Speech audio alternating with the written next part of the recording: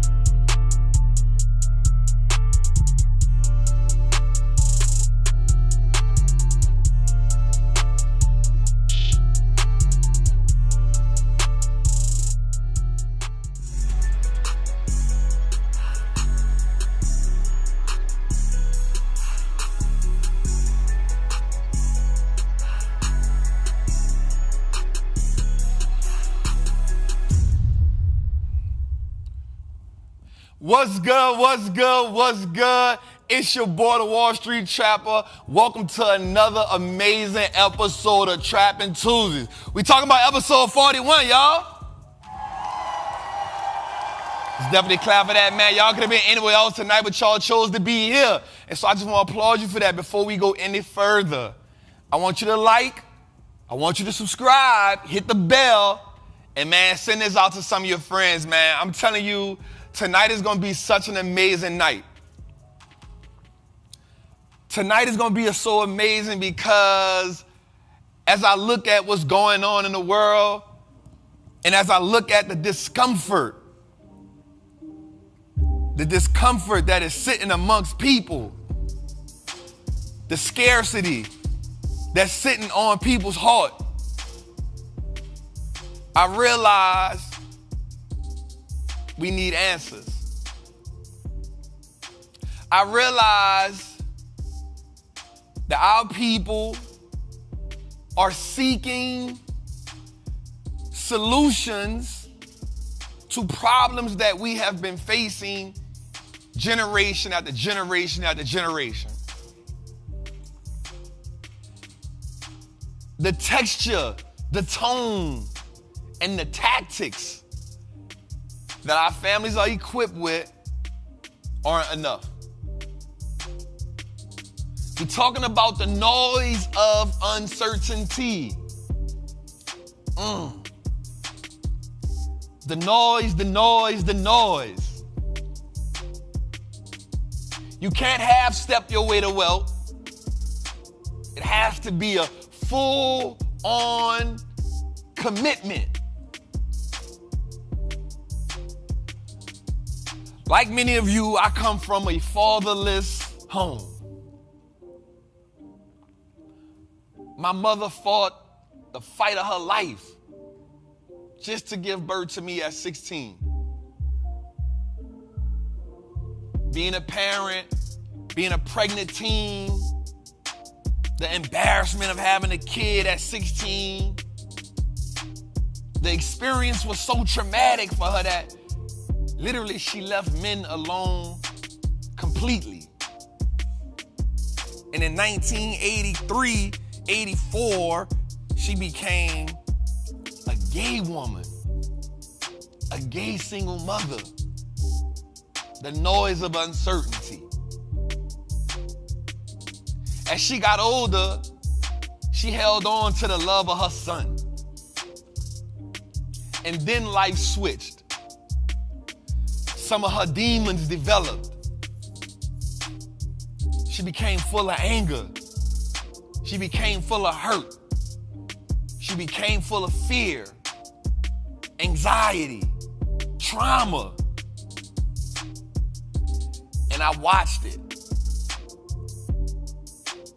And then I inherited it. I inherited those demons. I inherited those philosophies.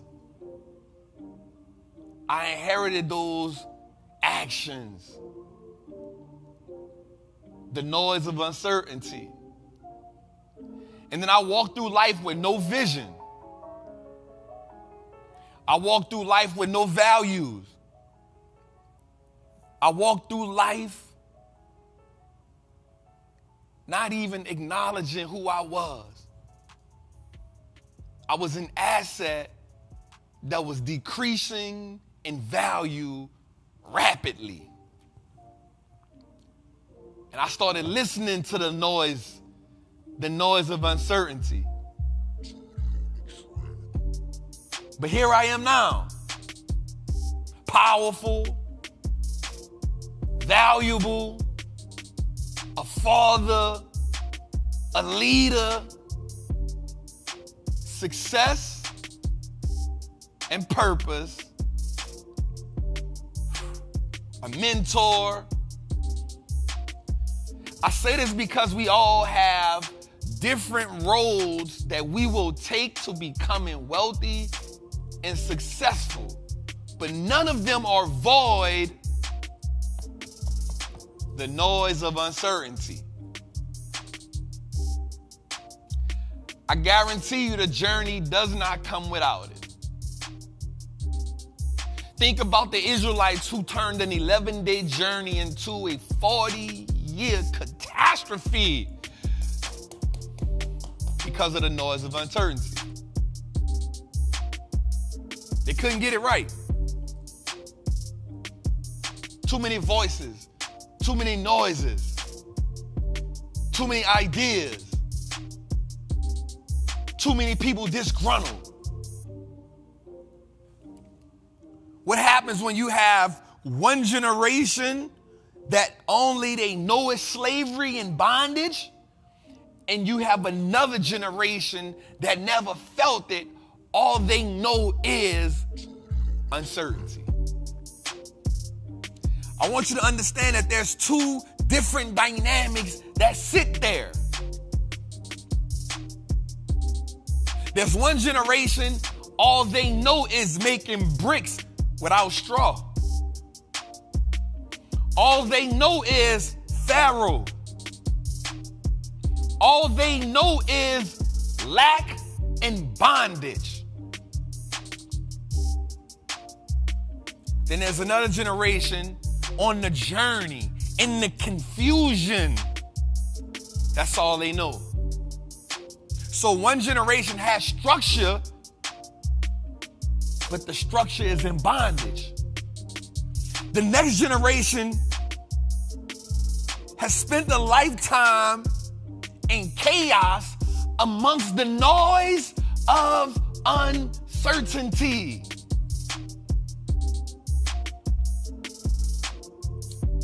How do they survive? What are the values? What are the strengths? What are the principles that they stand on? They have none. They are ungrateful for the journey.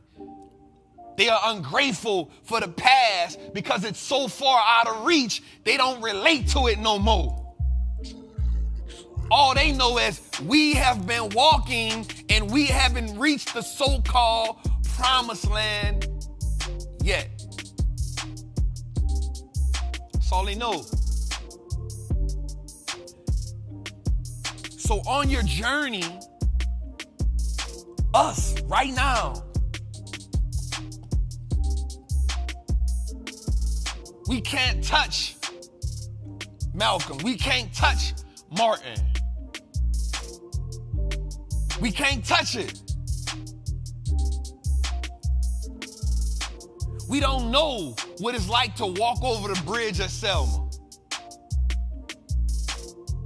We don't know what it's like to get sprayed down by the dogs. We don't understand it. We've never been on a slave ship before. It's a little bit out of our reach. So we've been walking, we've been wandering in the noise of uncertainty. Where's our principles? Where's our values? What do we stand on? What is it that makes us strive to go forward? The wealth that we pursue does not come overnight. Quite frankly, it doesn't even happen in a year. How can we expect to go from no assets, paycheck to paycheck, waiting and depending on retirement to boom, we wealthy. That's not realistic. The noise misleads us. The noise distorts our vision. The noise makes things not real. The noise makes the visions in the rearview mirror may seem closer than they appear. The noise.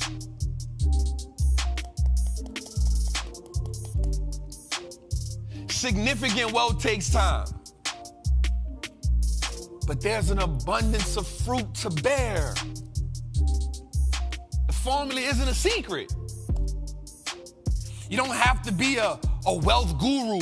You don't have to be a scholar. You don't have to be an advisor. And quite frankly, you don't even have to come from it. The formula to wealth is easy. Earn money, spend less, invest, repeat. It's not hard. It's not hard. Earn money, spend less than you earn, invest, repeat. Okay, maybe bring me here, because maybe they understand. I'm gonna talk to them right here.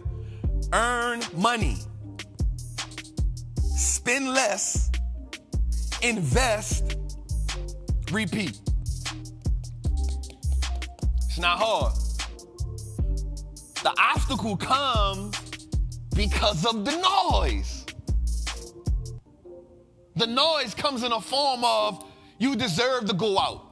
The noise comes in the form of, you deserve to take this trip. The noise comes in the form of, buy that bag. The noise comes in the form of, buy that car. The noise comes in the form of, YOLO. The noise comes in the form of the music we listen to. The noise comes in the form of the TV that we watch. The noise comes in the form of all of the 60-second reels that we watching. The noise comes in the form of the stuff we watch on YouTube. The noise of uncertainty is what keeps us from building wealth. It's not the fact that we don't have the money. It's the fact that the noise is too goddamn loud. The noise. The noise. Behaviors that we repeat, they gotta evolve. Our philosophies around money, they gotta evolve. Man, this is bigger than me just giving you a stock price. This is bigger than me telling you what companies to buy. This is a financial revolution. We are the financial revolutionaries, but we gotta evolve. Or you gotta be on the sideline. Because there's too much noise. And for those who are not committed, I need you to hear my voice. For those who are dedicated, I need you to hear my voice. We got marching orders, y'all. We got our orders. We gotta cancel the noise. And we gotta get in line. We gotta cancel the noise. And we gotta suit up. Because we see banks failing. We see global recessions in play, and it ain't nothing we can do about it. But honestly, it's all noise. We got our marching orders, y'all. We are the financial revolutionaries. And Wall Street looks like us now, y'all. Let's clap for that. Let's go, man. This is episode 41, man. Shout out all the new trappers, man. What's good, what's good? Welcome, Jose. Hey, bro, we are 16 minutes in, man. We got 1,300 people in the chat. Let's salute to that, man. Let's clap for that. My dog's in the building. Shout out to George in the building on the camera. Shout out to George. Brandon in the building on the camera. Shout out to Brandon. We got Gindy in the building. Shout out to Gindy. We got Shatora in the building. We got Tui on the track. And y'all know we got Dave on the graphics. Shout to Stevie on the back line, man. All right, man, this is going to be one of them ones. Today, I need to get a beat right quick, man. Today, give us something funky, man. Give us some flavor. Let's get 41 in the building. Give me something, too. Let me hear that. Let me hear that. Khadijah, I see you. Jay Nola, I see you. Brett Castle, I see you. Martina, I see you. Chanel Lewis, I see you. Joseph White, I see you. Okay? Natasha David, I see you. D, I see you. Tony Watts, salute family. Woo! Okay. Let's go.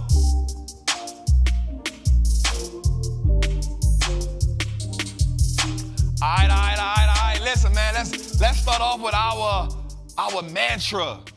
Let's go, y'all. Let's start off with our mantra. Let's get it going. Man, it's going to be an amazing show. Thank everybody for tuning in tonight, man. Listen, man, it's going to be an amazing show. Episode 41. Listen, y'all know our goal is to help you increase legacy. Our goal is to help you make better financial decisions so you don't have to get it out the mud. You can get it out the market.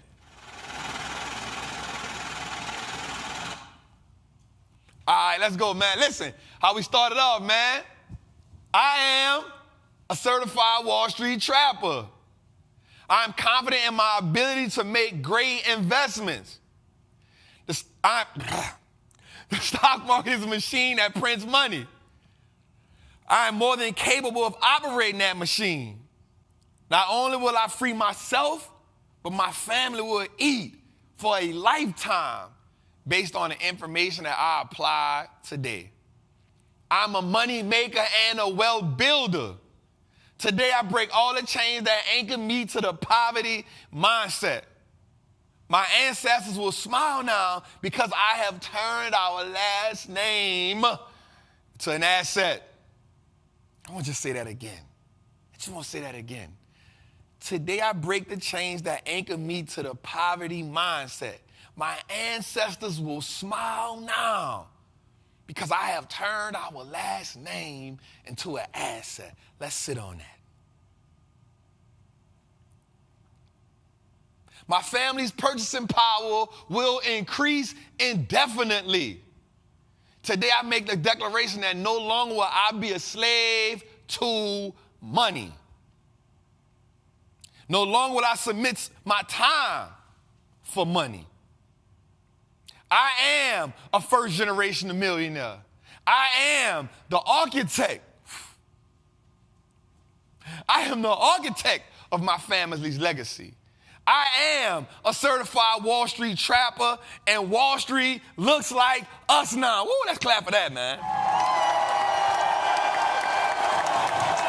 Hey, it's something about my ancestors will smile now because I have turned my last name into an asset. It's something about that part that get me every god doggone time. Every time.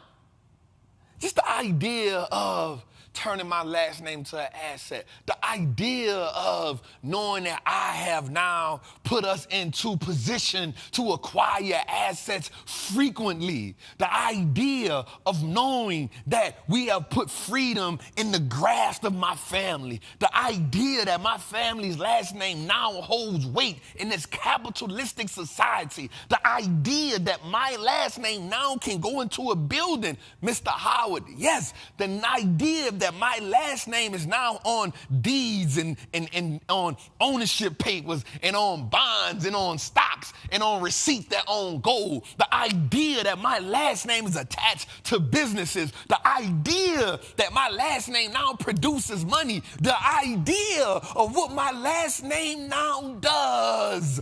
It means it always makes me smile.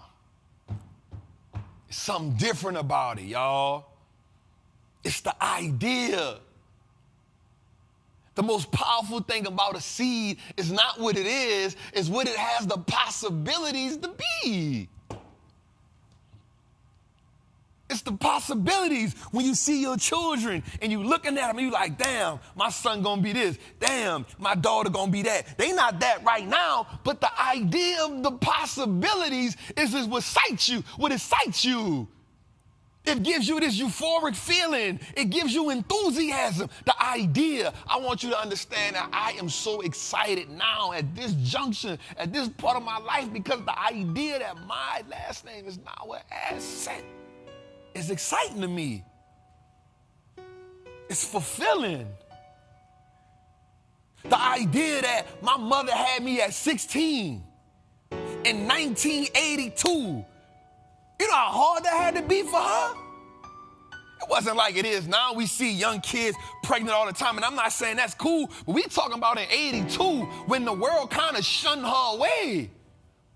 We talking about, she said, yo, this is my boy. I'm going to hold on to him. This is where I'm going to get life at. The idea of what I am right now, knowing what she had to go through, yo, I live in this. I walk in this. I'm grateful. I smile. I'm happy. I love that woman. No matter what we go through. No matter how many times she make me mad, no matter how many times we don't see eye to eye, I understand the sacrifices she made in 1982 to give birth to him, the one when everybody told her to abort him, the one that said, yo, you a college basketball star going to John McDonald 35. You don't need to have no child right now. The one when everybody looked at her and said, she's this, she's that, she's a Jezebel, she's this, she's that. You having a baby at 16, that means you had to be having sex at 15. Why is she here? She don't need to have him. The way they looked at her, the way they put her out, I'm here, multi-millionaire. I'm trying to tell you, my last name an asset, and you the same way, yo. I'm telling you, it gotta mean something to you. It gotta mean something to you. You can't just build wealth because, yo, you think it's the cool thing to do. The generational wealth term getting slung around like 90 going west, but that don't mean it ain't valid. Everybody's slinging generational wealth out, but you gotta have a purpose. You gotta have a meaning on why you won't go get it. Because if it don't mean nothing to you, I promise you, the noise of uncertainty gonna be loud. You're gonna get distracted. You're gonna keep making the same mistake over and over and over again. You're gonna keep falling short. You're gonna keep spending money you don't got. You're gonna keep maxing out the credit card. You're gonna keep overdrafting because it don't mean nothing to you. The struggle gotta mean something to you. What you came from gotta mean something to you. Your people coming from bondage, you walking around in certainty, but the bondage gotta mean something to you. Even if you ain't felt it, it gotta mean something to you. See, it don't mean nothing to you. So you can go in and out. You can be, all right, I'm gonna build wealth. All right, I'm gonna spend my money. All right, I'm gonna build wealth. All right, I'm gonna spend my money. But when I tell you I was investing 70% of my money and I was living off 30%, it's because it meant something to me. I didn't know I was gonna be a multi-millionaire, but I knew I was gonna be better than what I was. It gotta mean something to you, fam. It gotta mean something to you. The possibilities. It gotta mean something to you. You gotta feel it in your heart. If you come in just to hear about stocks, that's cool, but you being here gotta mean something to you. You spending 2.5 hours on a Tuesday after you worked all day. You spending 2.5 hours on a Tuesday after your boss done pissed you off. You spending 2.5 hours on a Tuesday while your kids running around going crazy. You spending 2 hours here on a Tuesday when your boyfriend pissing you off, your girlfriend pissing you off, you don't feel like doing it. You're sick, you're pregnant, it gotta mean something to you. Otherwise, you're gonna keep scrolling. Gotta mean something to you. The noise of uncertainty, it gotta mean something to you.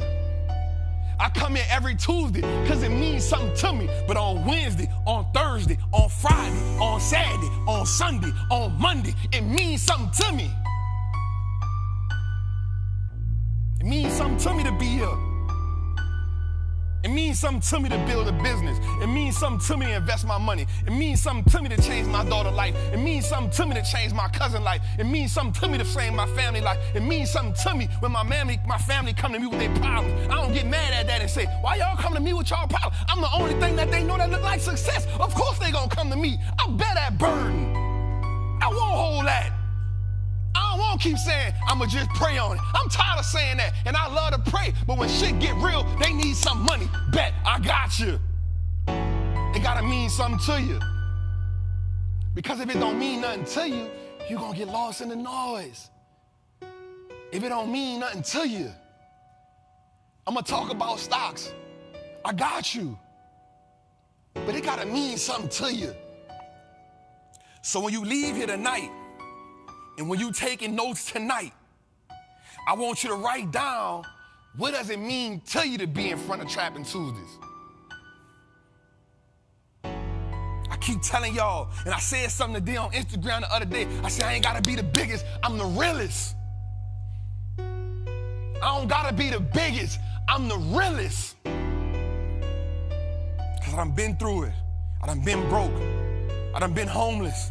I done been to prison, and I came out the ashes strong. I came out the ashes with wealth. I came out the ashes changing my family last name. I ain't did it for nobody. I did it for my people. I did it for my family. I did it for the ones that come from where I come from. I did it for my homies in prison. I did it for my shorty that's in the strip club. I did it for the mamas that's working 9 to 5 that don't want work 2 jobs no more. I did it for the daddies who don't get the credit, who working on garbage trucks, who working the turnarounds. They don't want to do it no more. They want another way. They ain't never been there. I've been there. I ain't the biggest. I'm just the realest. You feel me? The game hit different to me. It means something different to me. It means something different to me. I won't see my people build wealth one share at a time, because I know we ain't gonna get there overnight. It's a journey. We gonna go through the wilderness together. I ain't Moses, I ain't Joshua, I'm trapped. I'ma fight with you. I'ma get in the trenches with you. I promise you we gonna do it together. Because it just means something to me. The noise of uncertainty, yo. I'm tired of us getting lost. I'm tired of us getting lost in the system. I'm tired of my homies going to jail. My homie just texted me and said, Trap, I need a car. They just shot my car up. And I'm like, damn, bro, I'm debating, do I buy him another car? Real talk. It means something to me. I'm trying to overwork so I can get my homies out the hood. It means something to me. I'm the only way they know. I'm the only successful person they know. Some of y'all gonna be the only successful people your people know. It gotta mean something to you. And in order to be heavy on this journey, you gotta be willing to bear that burden. Do you got survivor's remorse? Hell yeah. Because I know too many of my people died. Too many close to me died. I'm 41 years old almost. I've been to more funerals than weddings. That pisses me off every day I think about it. It means something to me.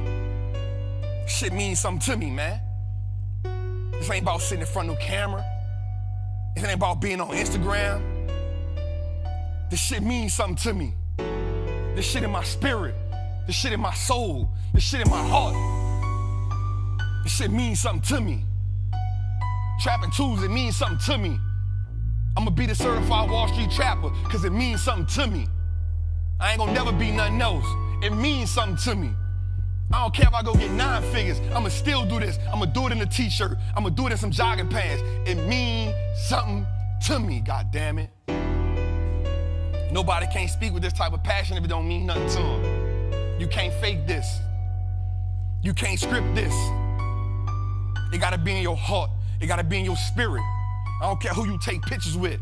You can't fake real. You can't fake authenticity. You can't fake love. You can't fake relatability. It ain't about a dollar. It's about being there with the people. You can't fake this. That's why I love Fred Hampton. That's why I got him tattooed on my back. That's why I love Malcolm. Got him tattooed on my back. That's why I love them people. That's why I love Mandela. Got him tattooed on my back. It meant something to him. They was willing to sacrifice for it. They was willing to go in the dirt for it. Gotta mean something to you, family. Let's go, man. Let's go. Woo! My bad, y'all. I apologize. I apologize. This was, I don't know. It was just in my spirit just now. It meant something to me. You feel me? It happens like that sometimes. My bad. Let me take a sip of water right quick. I'm a little parched. I'm a little parched right here, you heard me? My bad. Jose, my bad. We 31 minutes in. 2 days, my bad, dog. We 31 minutes in. I ain't said a stock yet. My bad. God damn. Shit. Hold up. I'm in a bind, Nate. I'm in a bind. 2 days. Some other time. 2 days. My bad, dog. Need this money. 2 days. My bad, dog. My dog pissed off right now. All right, y'all, listen, man. Damn, them type of things be happening. All right, so listen, man, we're gonna speed up just now, man. Word on the street, man. Word on the street, man. Listen, hey, we got banged out today. But I'm here to tell y'all, don't panic. It's all right. So today I got a couple formulas that I want to show y'all, that I want to put in front of y'all to help you all out. Because we are true. Zay, I see you in the chat. Zay, what's good, my guy? I rock with Zay, man. He be on Twitter talking that talk. If you see him, Zay, you can put your Twitter in there. Today, just give us a beat for a little bit. The people say they're a little emotional right now. They said they was in the church just now. Let's give them something refreshing. Just give us, Today, give me something refreshing. Just something refreshing. Let me pick your spirits back up. I think I had y'all a little imitation of life, but I want, yeah. Yeah.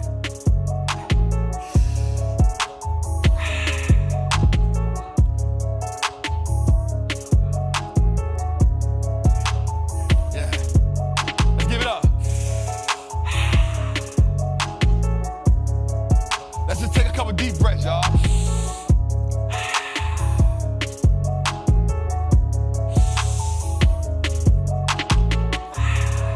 Let's pick it up a little too, yeah. Turn up a little bit today.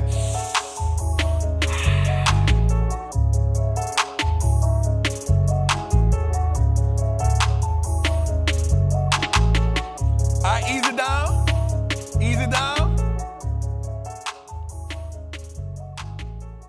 All right, cool. Love, love, love.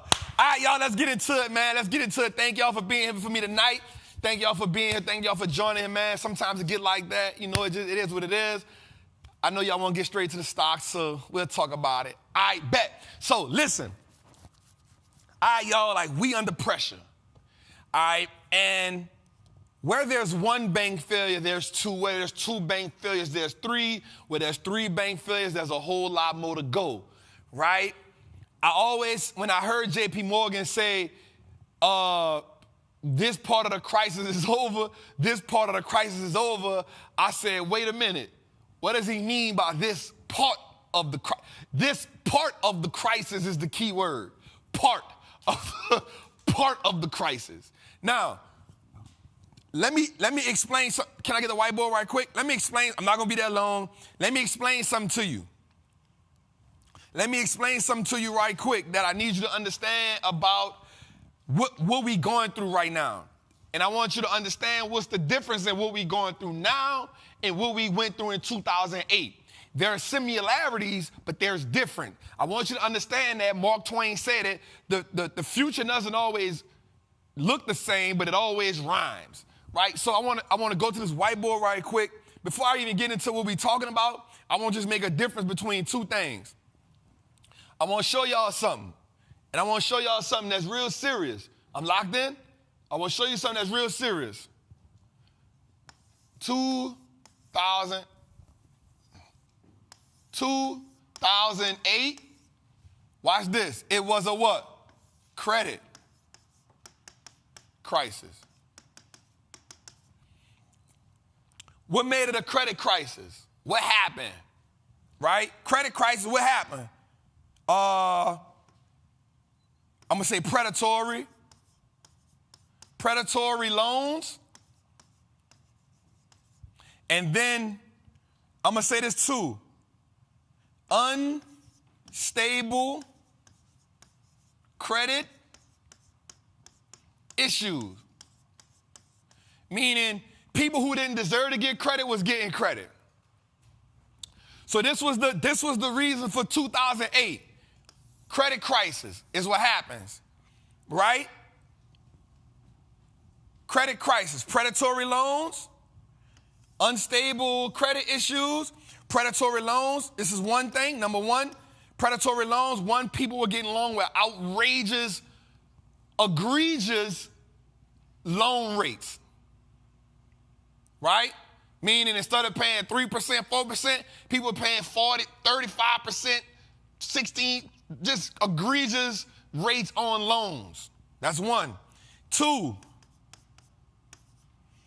unstable credit issues, meaning people were getting credit that they shouldn't have been getting. What happens when people get credit that they shouldn't be getting? They misuse it. So when people misuse the credit got to be paid back. But what happens? The people can't pay the credit back. And then number three, subprime mortgage. So these are the three culprits of 2008. Subprime mortgages, meaning people were getting homes that couldn't afford them. So that's the difference between predatory and subprime. Predatory means you gotta, let's say you getting a home, instead of the home having 4% interest on the rate of the loan, it's 35%. This happening. This is one of the reasons.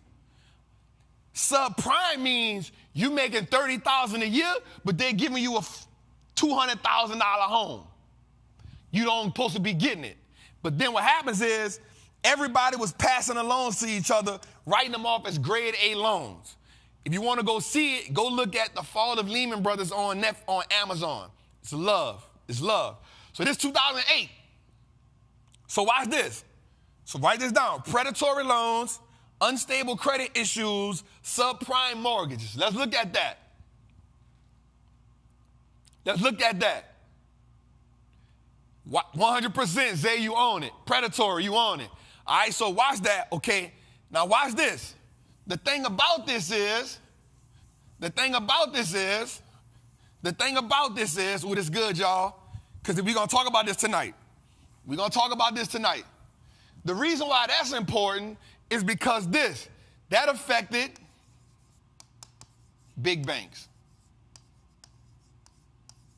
Big banks. That affected big banks. That affected big banks.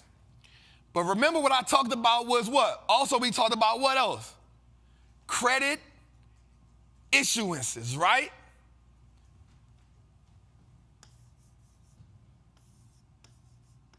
Also, car industry. That's what people don't talk about. Watch this. How come in the 2008 financial crash, subprime mortgages was a thing, but yet we had to bail out the banks and the car industry? Because no one buys cars all cash. That's a rare issuance. It's a rare issuance. It's a rare issuance. So majority of the manufacturers from the cars have to be paid from here. Okay, we digging deeper right here. Manufacturing, oh, watch this. Watch this, y'all. Watch this, y'all. It's some game. So now we breaking down something that nobody ain't ever talked about. Ooh, let me see it in the chat. Let me see it in the chat. We talk about something we ain't talking about. Watch this. Part of the car note is I'm gonna just do it like this. Cost of the good. Part of the car note is the cost of the good, meaning how much does it cost to manufacture the car? We got that part, right? But there's inflation on that.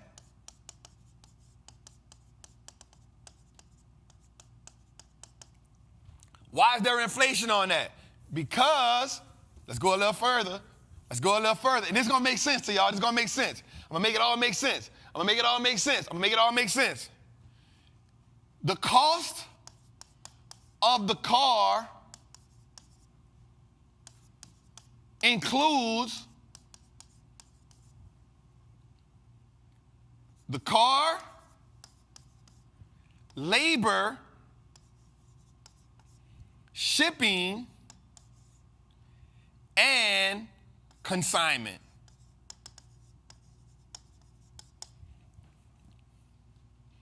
Let's talk about it. The cost of the car is the car, labor, shipping, and the consignment cost. All right? That's in the price of the car. So what happens is you can't buy that car up front. Watch this. Watch this. Watch this. You paying for the car up front actually costs the dealer money. You paying for the car up front, also the cost of the transaction now loses value. The goal is for you to pay the interest over the 3 to 5 years. Buying the car up front, actually, it ain't no good. So, because the loans, watch this, y'all. Yo, this is good. We just breaking down what happened. So the banks needed bailout and car manufacturers needed bailout. Right? Remember that. They needed bailout. They needed bailout. Everybody needed, because they were all tied into this part of it. Credit issuance.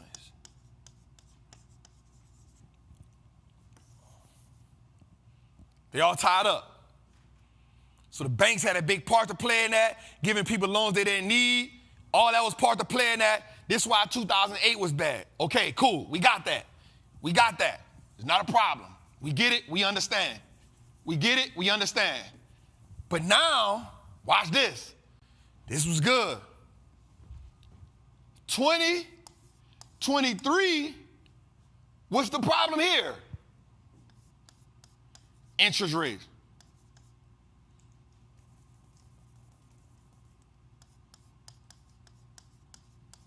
Interest rates.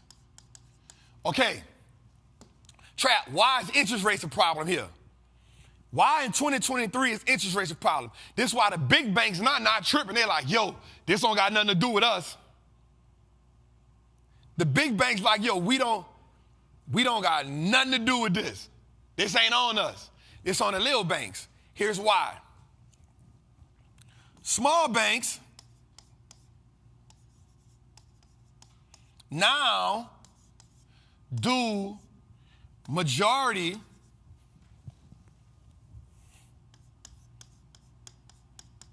of the lending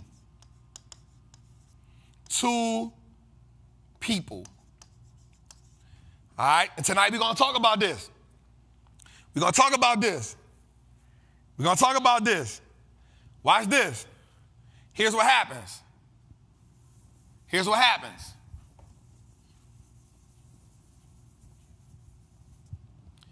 J.P. Morgan, Citibank, Bank of America, big money. Big loans.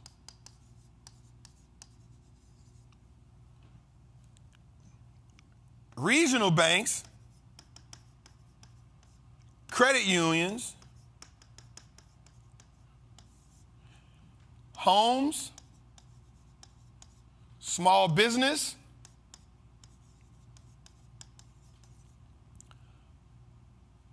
loans, we're going to put personal, credit cards.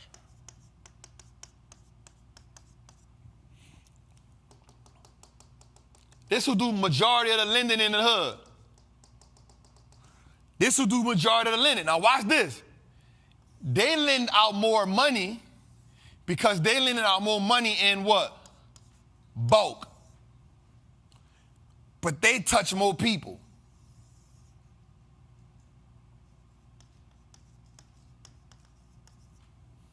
I need y'all to share this. I need y'all to share this. I need y'all to share this. We 46 minutes in. I need y'all to share this. Like it and share this, y'all. We ain't even got into the content for tonight. I need you to like this and I need to share this. Thank you for the super chat. I need you to understand. The reason why I'm telling you this is because I need you to understand what's going on. The better you can understand what's going on, the better you now can learn how to do what I want to talk about is navigate and pivot. It's important for Trappin' Tuesdays because I need you, what's my favorite saying, y'all? I need you to be what? In position. The goal is for us to be in position. So do me a favor and share this out. All right, so why is it pressure here, Trap? Okay, cool. Watch this.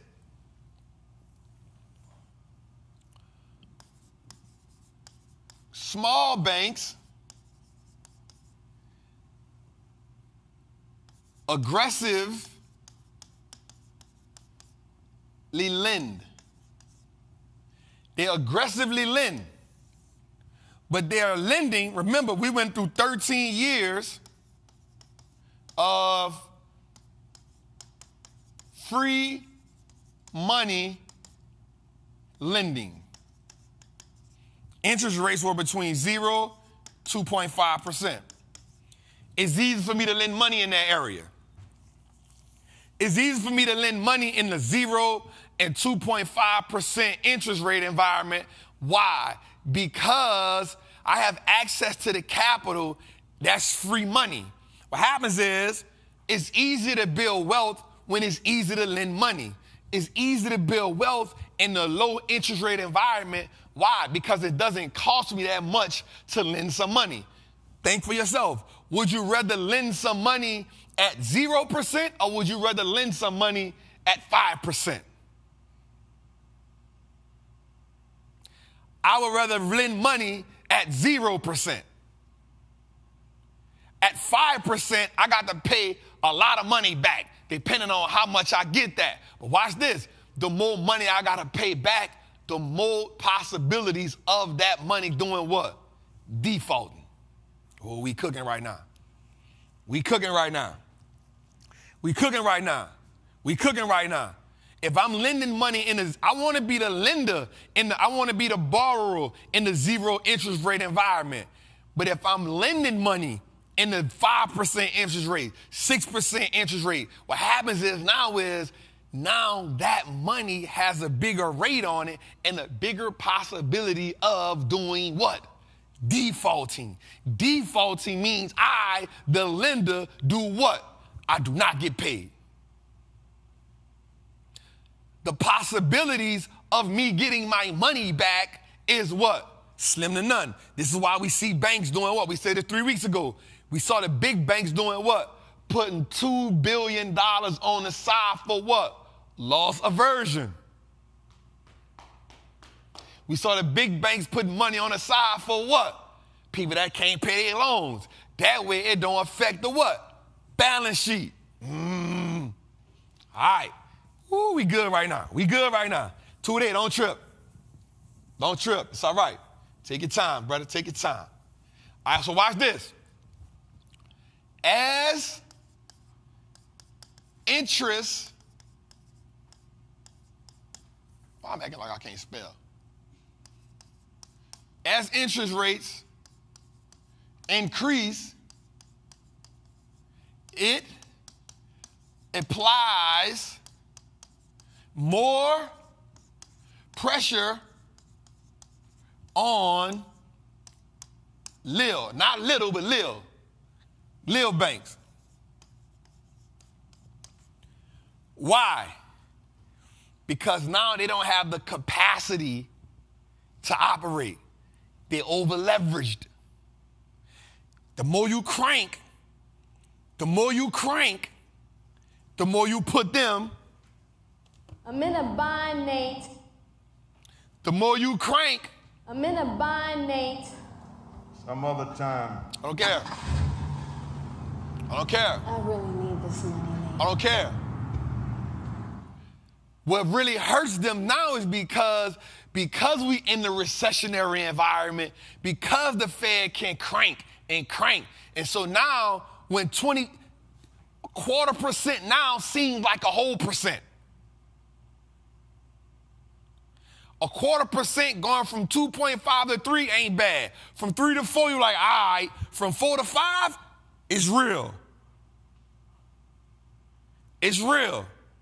So we see little banks cracking right now. We see little banks under pressure right now. Watch this. And we're going to show it tonight.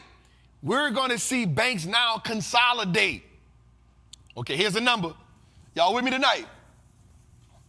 Watch this. Watch this. Right now, there's 4,000 banks in America. It's 4,000 banks. It's 4,000 banks. I can guarantee you, this is a mark my word, I can guarantee you in the next 5 years, we'll have about 2,500 banks. In the next 5 years, we'll have about 2,500 banks because banks now, they're going to be defaulting. Because we got to go through this for about another 18 months, y'all. We got to go through what we're going through right now for like at least another year. And the high interest rates environment puts too much pressure on them. This causes what? The defaulting of banks. Now, let's talk. I'm going to get into the graphic, but now watch this. Remember I said this a couple weeks ago. I said First Republic, they got assets. They just over-leveraged. They got assets. They just over-leveraged. So what happens? JP Morgan. Watch this, y'all.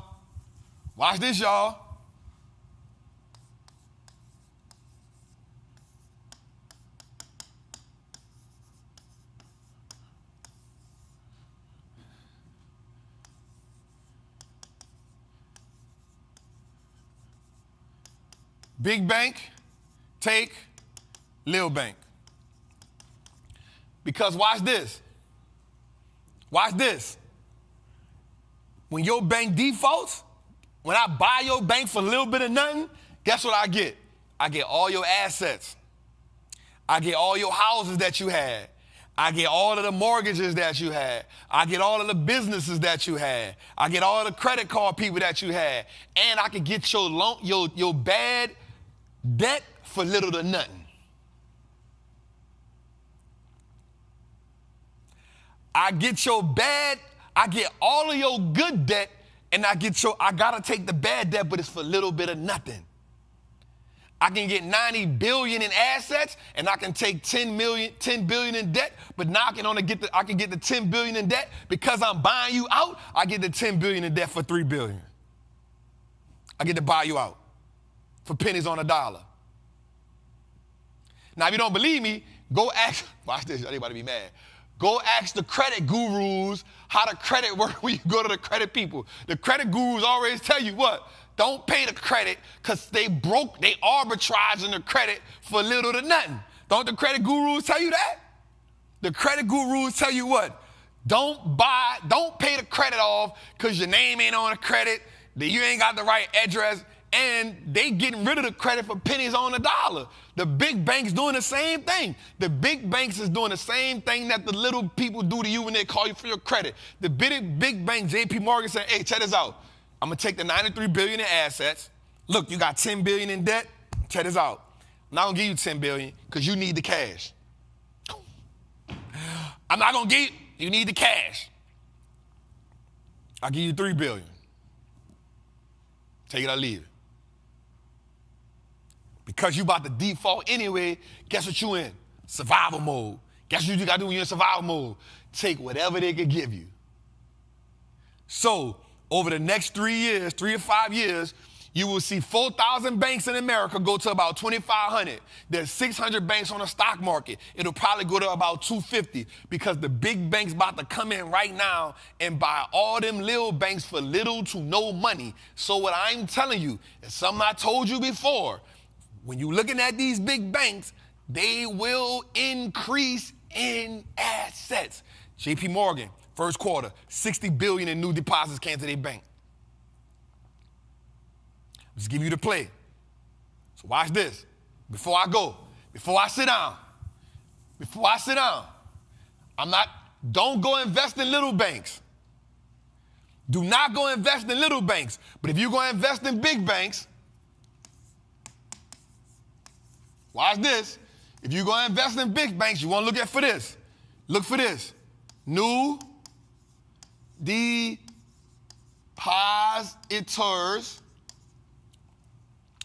You want to look for net income. Write this down. Net income. You want to look for tangible book value. Why I'm acting like I can't spell? Tangible book value increase. You want to look for new depositors, net income increase. You want to look for tangible book value increase.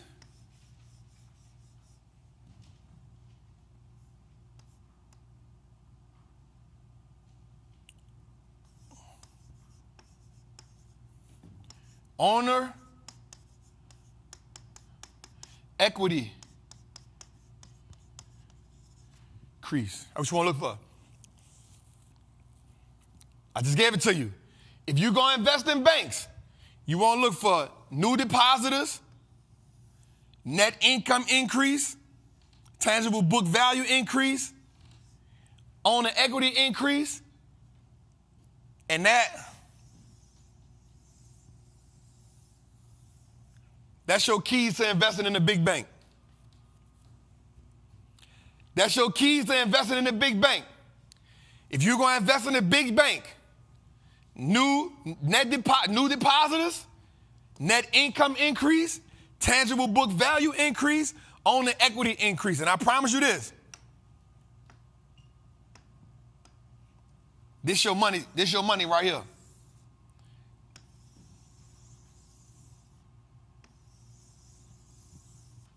That's your money.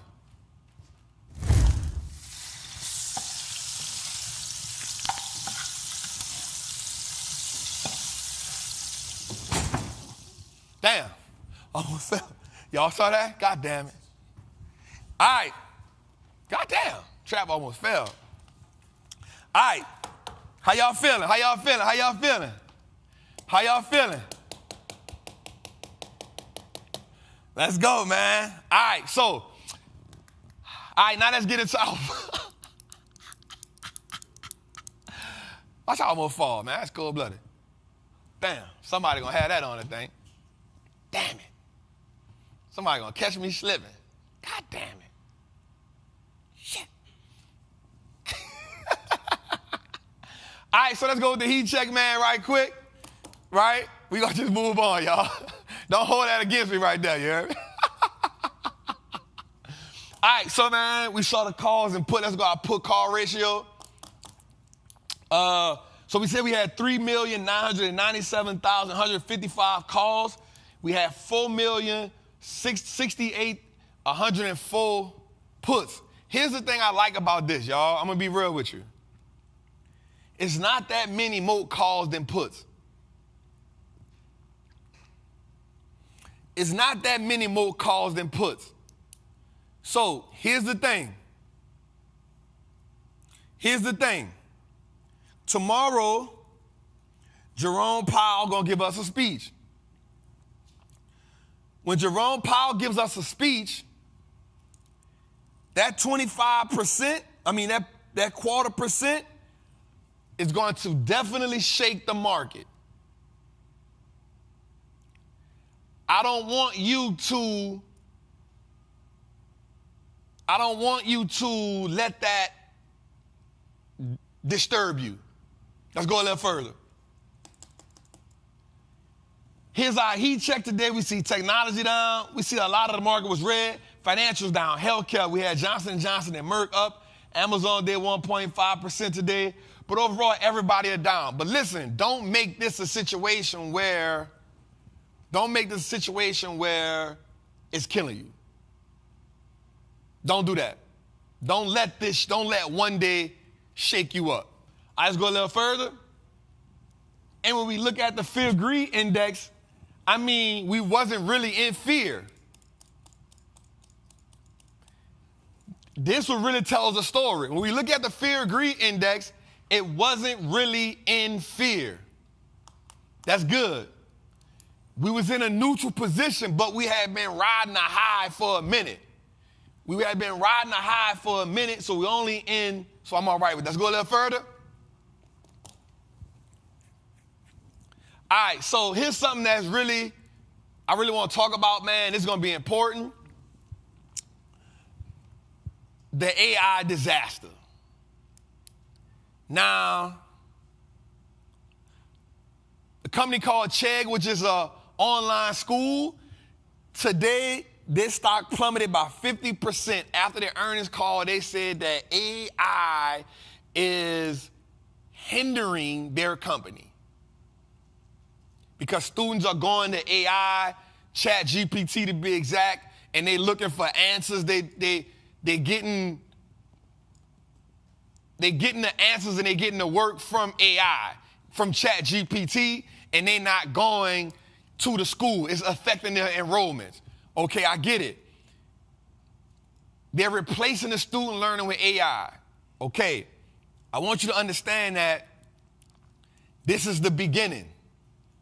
This is the beginning to something really big happening, because over the course of 5 years, they're saying that AI will take 300,000 jobs away from Americans.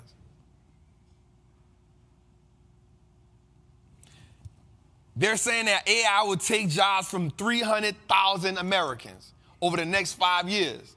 Watch this.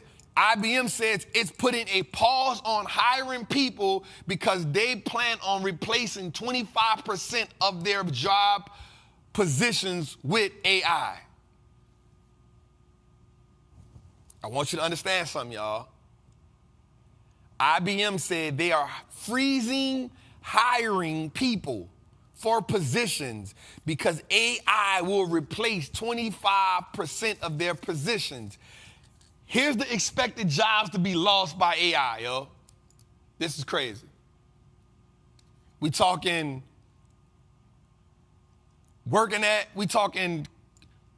cleaning jobs. We talking about jobs at schools. We talking about janitorial jobs. We talking hospitality jobs. We talking about restaurant jobs. We talking about packaging jobs. Let's go a little further. Look at here. Office and admin support. 46% of jobs will be lost to office and admin support. 25% in all other industries. 44% legal. 0.6% in construction. Architect and engineering. This was supposed to be a great job. 37%. Building and cleaning, 1%.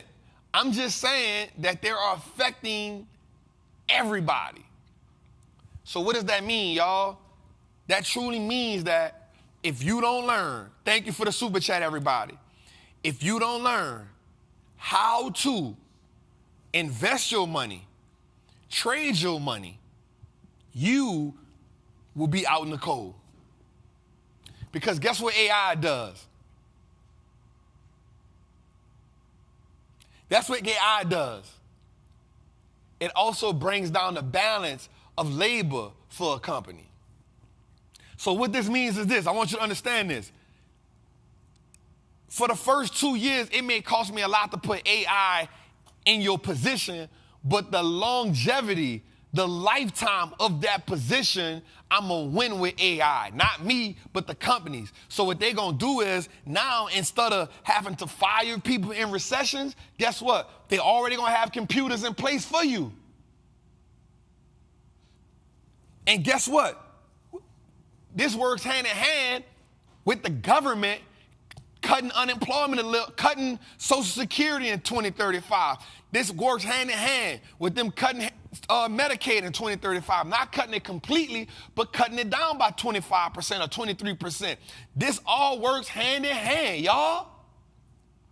You can look at this if you want and act like this is not going to happen. You can look at this like you want to act like you are, what's the word I'm looking for? Like not going to be affected by it, but I promise you, you will.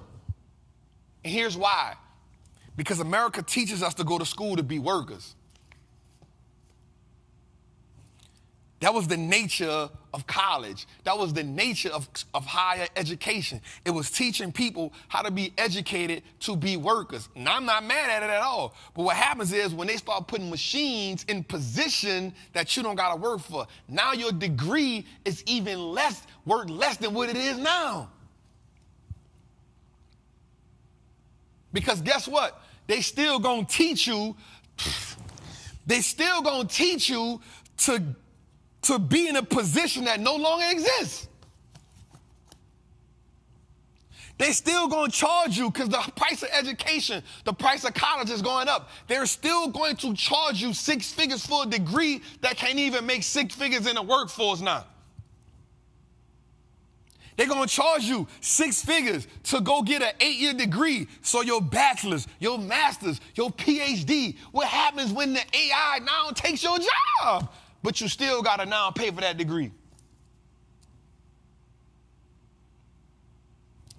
I need you to understand this. I need you to be realistic about this. I'm not telling you not to go to college, but what I'm saying is, gone are the days, and I don't know if it ever existed, but I don't want nobody to feel like I feel no kind of way. Gone are the days where all you need is a college degree. They gone. They gone. And it's gone right in front of our face. It's gone right in front of our face. It's happening, and here's the crazy part. It is happening fast. It is happening fast. Every day we seeing, watch this. They had a stat that I looked at the other day, and it said between Apple, Amazon, Google, Facebook, and Microsoft, they said the word AI more than 1,000 times.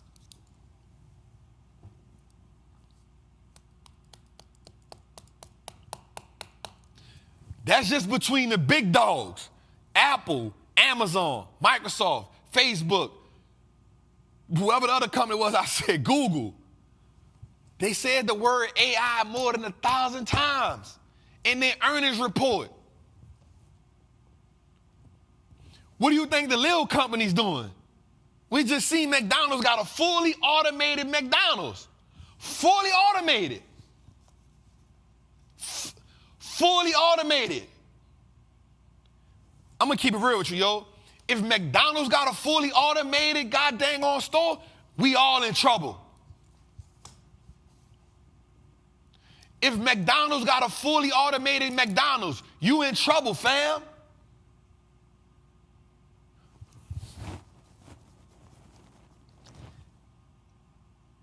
I truly want us to take this serious. I don't care if you get it from me. Man, I'm begging you to go learn how to invest in stocks. I'm begging you to learn how to trade. I'm begging you to learn how to get in real estate. I'm begging you to learn how to do something. I'm begging you to learn how to start your own business. I am begging you. I am begging you. You're in trouble. Your retirement ain't the same.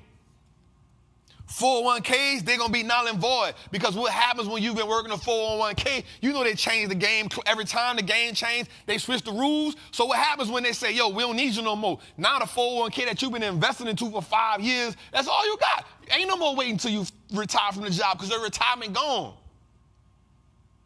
And guess what? They don't got to get a robot the 401k no more. You got to learn. I don't care if you go learn how to be a motivational speaker. I don't care if you learn how to go sell high tickets. You got to learn something. Your livelihood is in jeopardy. Your livelihood, the way you know, the few ways that you do know how to make money is in jeopardy.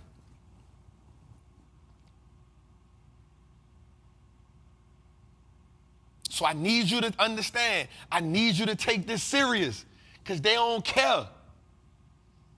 We can go look at the top.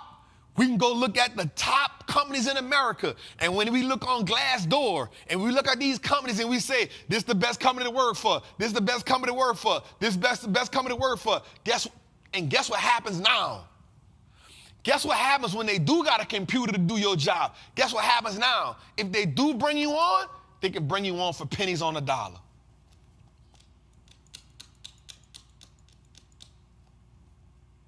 When they do bring you on, let's say you do go to them and say, yo, I got the PhD, I got the masters and whatever. Guess what they can say? We got 4 robots to do your job. This job no longer pays $150,000 a year. We'll give you 80. It's a trickle-down effect, y'all. I'm not trying to scare you. We just understand what happens. If I don't got to pay you like I used to pay you, guess what? I don't even got to give you the benefits I used to give you. I don't got to give you days off. I don't got to give you time and a half. You know what? After 40 hours, you're not getting time and a half. Now it's 60 hours you're working for regular time. I can make the rules the way I want to now because I got computers that I don't got to pay.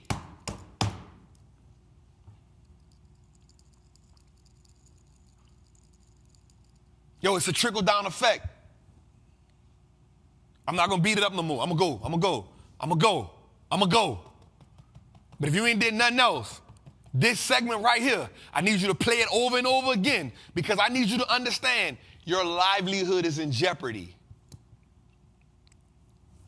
If you thought go to school, get a good job, and retirement was a scam before, I'm not saying it was because I needed my lawyer. Cuz I love you. I don't need you representing me in court. You ain't go to school for that. If I need to go in the hospital, cuz I love you, but I don't need you operating on me, bruh. You ain't go to school for that. So all I'm telling you is this. No matter what you thought about, go to school, get a good job, retire, that will only be for a select few. It will be a privilege if somebody hires you. I want you to go look at Terminator.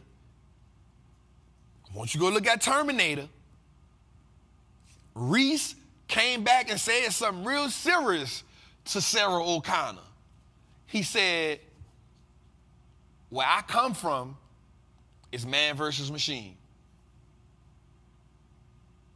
I want you to go look at Back to the Future when Marty McFly went to 2025 or wherever he went to, and they had all the computers around. I want you to understand that them people saw this a long time ago. They were just getting the technology right.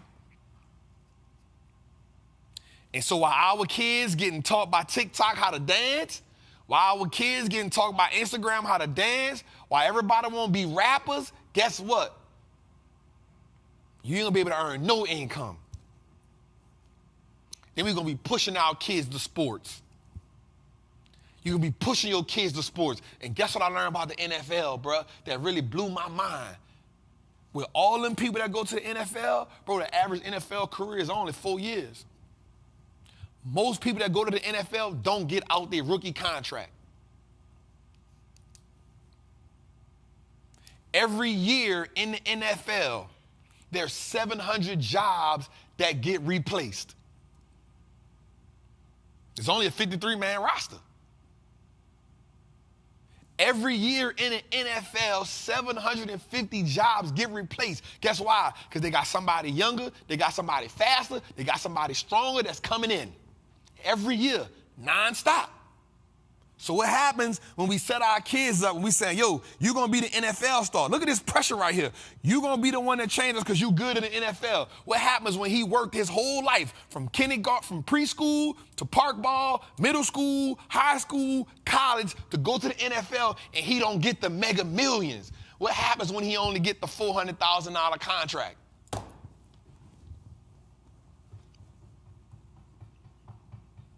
What happens when he only get the $400,000 contract? And because he don't got to do nothing else, that only lasts him for 4 years. I'm going to keep it real with you. $400,000 is not life-changing.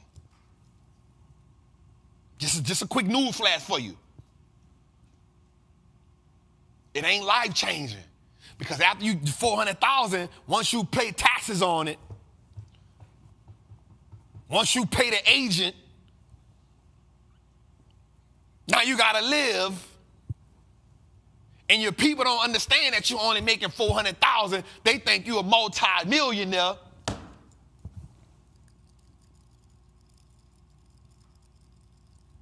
what happens? And unlike basketball, they can't go overseas and play football.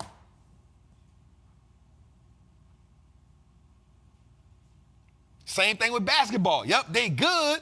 Boom. Listen, only 5 people get on the court in basketball. It's only 11-man roster. It's even slimmer. But they can go overseas and make some money. But guess what? Poquito. Size matters. So all I'm saying is, we can't put all the weight on them to go be superstars in sports either, because that's too much pressure. When they don't get the most, they might be good, but guess what? Somebody coming in every year to be better. Yo, them dudes, listen, I went and talked to them. I was like, damn, thought I didn't even know that. Them dudes really learning now, like, yo, I got to invest. I got to learn how to make this money. I got to learn how to make this money work for me.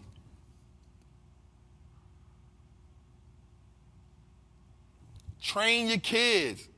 You can train them to be, yo, go play football, but I also need you to be an investor. I also need you to learn how to start a business. That ain't a plan B, that's a plan. That's the plan A. The plan A is to be an investor. The plan B is to be in football, baseball, whatever. Guess what I learned? Baseball even worse. Because what baseball do is, baseball send you to the minors. Dudes been a minors for 10, 15 years, making below minimum wage.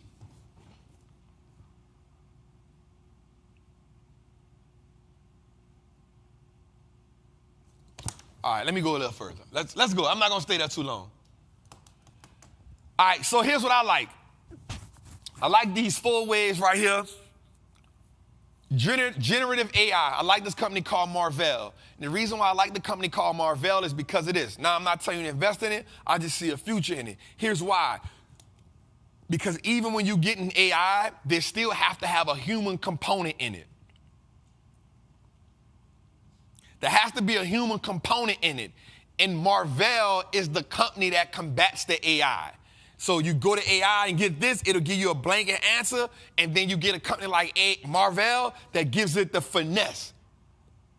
You feel me? So generative AI is what's going to compete. Even when we talk about the company Chegg, what they said was, even though they're down, they now have to start developing a generative AI that can help them combat ChatGPT. So I like that. Digital advertising, AI, Google, man, Google is still the big dog. Cybersecurity, I like PA, but I also like CrowdStrike. Now, we talk about cloud growth. We talk about cloud infrastructure. Snowflake, Datadog, it's a 3-5 year play, but I can see it. It may take some time just because we're seeing what's shifting. Like, the cloud is the thing, but now we're talking cloud infrastructure. Companies like Snowflake help other companies make their cloud run better. All right, let's go a little further. Ooh, we trapping tonight. Ooh, we trapping tonight. Before we get into this, Dave, let's get the recession portfolio up. Tell me in the chat how y'all feeling. Zay said, Marvell, that's my old boo. Let's go, Zay. I like Zay, man. I like Zay. All right, let's go first. Boom, let's make a look at it. Then I want you to look at the recession portfolio so we can see it. And the reason why I want you to see the recession portfolio is because each and every week I want you to see exactly what it is that I'm doing. And the reason why I want you to see what I'm doing is because with the wins, with the losses, all of that's part of the game for me. I don't shy away from it. I can't play this game and always say, yo, we running up a check, we running up a check. Some days we got to take little setbacks. That's part of the game. The setback is a part of the game. It's all right? But overall, I want us to see that I'm so transparent in what I do. And because I'm so transparent in what I do, I want us to just get to it. Dave, if we having an issue with that, let's just go word on the street and we'll get back to it. All right, boom. Recession portfolio, boom. As of right now, the market is up 7%. We up 13%. Let's just take a minute and sit on that. The market is up. The S&P 500 is up right now 7%. We up 13.3%. Let's just sit on that for like, let's just clap for that for a second. All right, so ATKR, it came down a little bit. Costco still did something for me. Man, the other day, man, Crocs I was up like $7,000 and then Crocs just tumbled on me. I was like, damn, Crocs. But we fighting for our dear life and Crocs would be all right. Eli Lilly did good. Lockheed Martin tumbled a little bit today. Meta tumbled a little bit today. Nvidia tumbled today. TPH still doing their thing. VRTX still holding me down. I'm not mad at it. We got a long way to ride. We up. Let's go a little further. Man, this Alta option just, I'm not gonna lie, it made me mad. It made me mad. Yo, we was up $8,000 over the last, we was up $6,000 over the last 3 days. For some reason, this Alta stock this Alta Beauty option just went down on me. So we down, I thought we was up maybe 5,000. Over the last 2 days, it went down, but I ain't tripping. We'll see what it do, man. We ain't gonna really panic on it. Our Apple stock, we still good. We up maybe like 52% on the Apple option. We up 7,500 on the XLK option. If you are in the Patreon, you know, we talk about these moves all the time. Also in the Patreon, we got out of the, listen, if you're in the Patreon group, Master the Triple Beam, we got out of the XLK option in time. Why?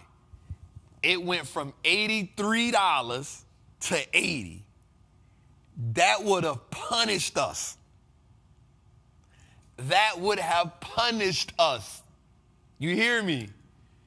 That would have punished us from 83 to 80 in the XLE option in an ETF. It don't even move like that. So we got out of that. We got out of that. We was good. So I'm gonna watch this Alta Beauty. I'm gonna watch it for a little bit. We ain't gonna panic on it. We gonna see what it do.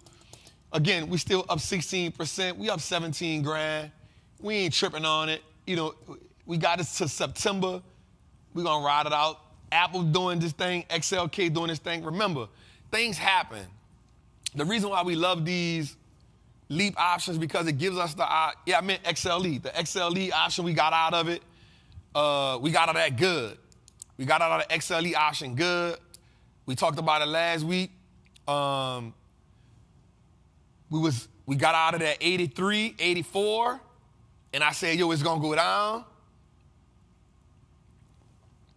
Went down to 83. To 80. So, thank me for having vision. Thank me for having vision and getting us out of that contract before we really took a big old L. I was like, yo, let's get out of it. And show us stuff stink, we good. So, Patreon group, if you want to be a part of that, you know, in the Master of the Triple Beam and in the, I had to put a put loss on that Alta at 517. She break that level, she dipping low. That's a fact, Zay. That was a fact, and I think we was all the way up to like 535 on that joint. So I'm kind of upset about that one, I ain't gonna lie, because it didn't fall gradually, it fell all at once. So I'm kind of mad about that one. But I'm gonna watch it close, Zay. I'm gonna really watch it close. But if you want to join the Master of the Triple Beam, let's tap in. If you want to join the Triple Beam team, again, the Apple option, the XLK option, it already paid for it. We all right. Let's move a little forward. All right, so let's talk about this, man. Chase is the bank bully. First Republic Bank becomes the 5th bank failure since March. JP Morgan buys First Republic for the low. Let's go a little further. I want to show y'all something. So right here, based on assets, we're going to look at the largest banks in America, right? Let's look at the largest banks in America based on assets. JP Morgan is number 1, and it's important that you notice and see this. It's important that you notice and see this. JP Morgan is number 1. Bank of America number 2. Citibank number 3. Wells Fargo is number 4. But also I want you to see something. Bank failures. First Republic is the 14th. Silicon Valley is the 16th. Signature Bank is the 29th. Credit Suisse is the 45th. And Silvergate is the 147th. Watch this go a little further. And then you got Truist Bank, Goldman Sachs, Capital One, TD Bank, Bank of New York Valley Million, State Street, Citizens Bank, First Republic collapse, Morgan Stanley, SVB collapse. I want you to watch the banks up in here. From here on down, I want you to watch them. From here, from that second row on down, they have the possibility to collapse. From the second row on down, I want you to pay attention to those banks because they have the possibility to collapse. I want you to understand that we have not seen the end of bank collapsing. Today we saw another bank go down 39%. We saw another bank today go down 39% today. I don't know if they up here. They're not up there.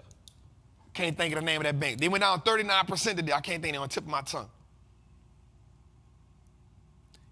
There's more banks coming. Especially, watch this, especially if Jerome Powell do that 0.25%. If Jerome Powell does that 0.25% rate hike tomorrow, we're going to see some more. We're going to see some more. So I want y'all to be mindful. You can mark my word. You can mark Trap's word. And watch this. Secretly, while JP Morgan is buying these banks, he's also pushing for that 6%.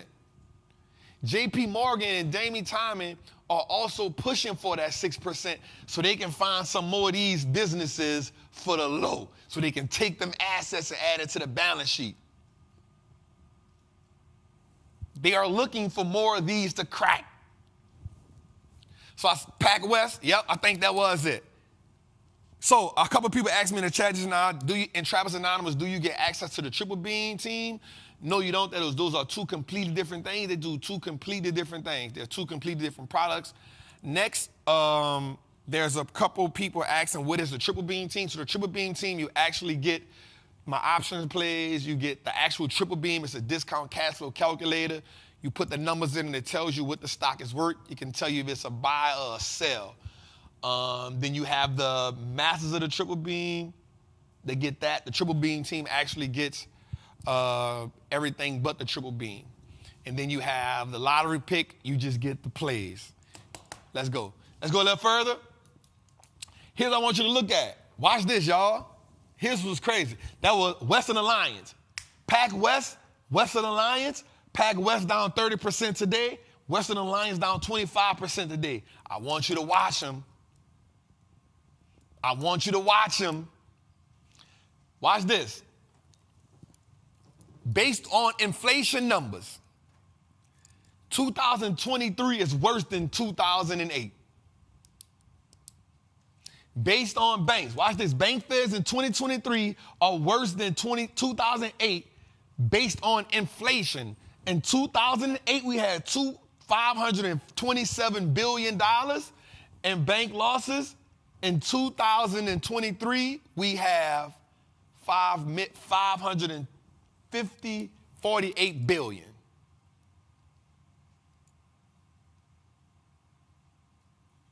That ain't on me, y'all. I don't know why YouTube doing that. That ain't on me.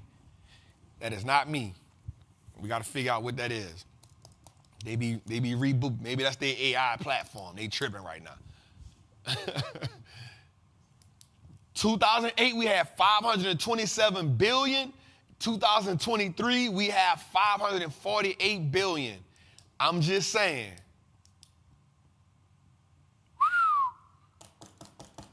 Bank failures. 2023, look where we at, y'all. It's getting serious out here. Let's go. Let's move it up further. All right, here's how I want to help y'all out. I want to help y'all out in this situation. I want to show y'all how to use ETFs. So a lot of times we're looking at ETFs, what we got to understand is It can definitely be a way for us to make money. It can definitely be a way for you to take off some of the risk, because I know some of y'all gonna be like, yo, Trap, I don't want to take on all the risk right now. Right? I don't want to take on all the risk right now, Trap. Well, what we can do is deal with these low-cost ETFs. Right? Vanguard, Charles Schwab, iShares, which is BlackRock, and the Vanguard Dividend Appreciate. Now, here's how that works. Here's how it works. Here's how that works. When you look at expense ratio, that 0.03%, that means you're probably paying about $3 on every $10,000 you invested.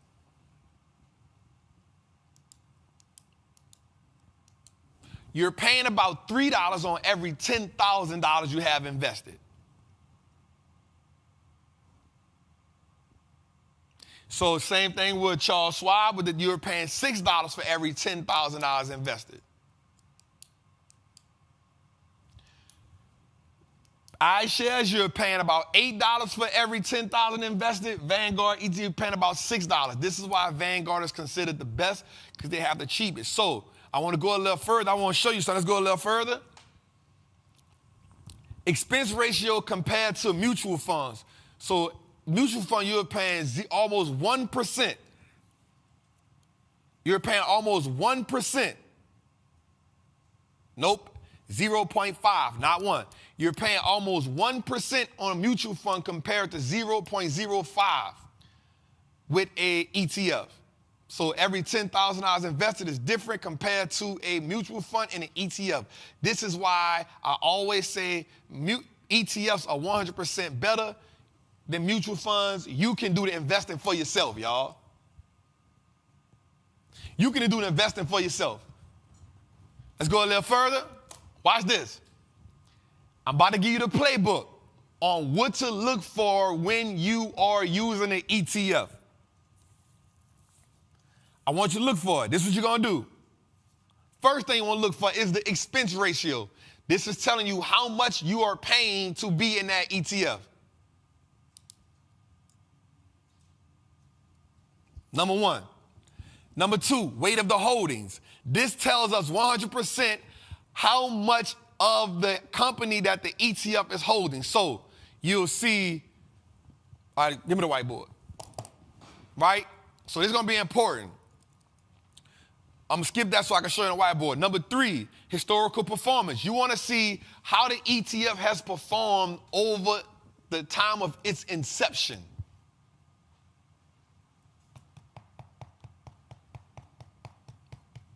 All right, let's go to the whiteboard right quick. I'm not going to be here long. I just want to show you what this looks like so you can understand what it is. I just want to show you what this looked like. Just want to show you what this looked like so you can understand. All right, so let's say you own Traps, ETF. Right? Let's say you own Traps ETF. So let's say we got Apple, NVIDIA, Ulta Beauty, Crocs, Facebook. So then you'll see something like this.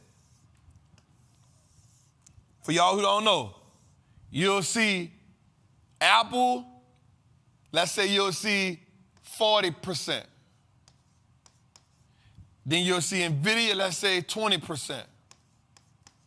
Then you'll see Ulta Beauty, 10%.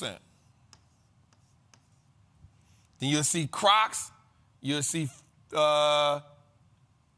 40, 50, 60, 70. And then you'll see Facebook, 10%.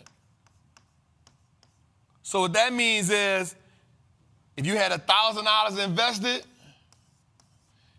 40% of that 1,000 is here, 20% of that 1,000 is here, 10% of that 1,000 is here, 20% of that 1,000 is here, the other 10% is there. This is the weighted holdings.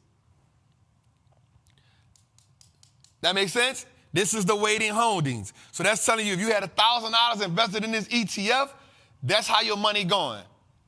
Apple getting 40%, Nvidia getting 20%, Ulta getting 10%, Crocs getting 20%, Facebook getting 20%. You need to understand how the ETF is navigating this money. But since I'm saying that, also let me tell you this too. An active ETF and a passive ETF will probably have two different expense ratios. Active mean they are in and out. Passive mean once a year they changing it.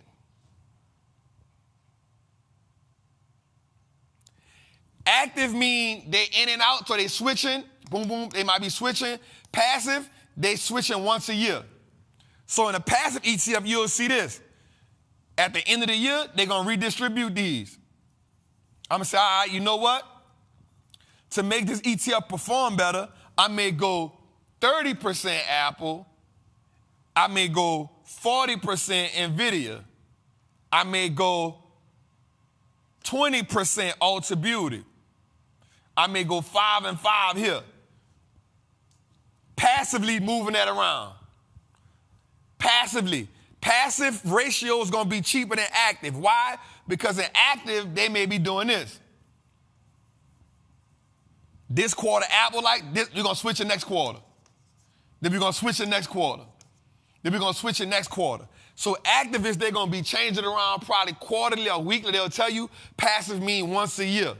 Just so you know. The active ETF you're going to pay more money for because they're actively moving it around. Passively, you don't got to worry about it. Make sense? Let me know in the chat if that makes sense. Let me know in the chat if that makes sense. All right, let's go a little further. All right, here's what I want you to know. Here's a strategy I want you to look at for the next quarter. Prepare and position for a possible recession.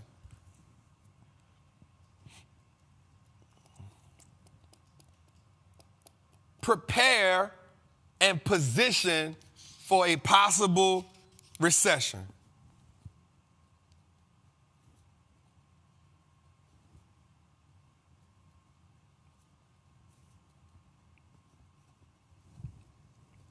All right?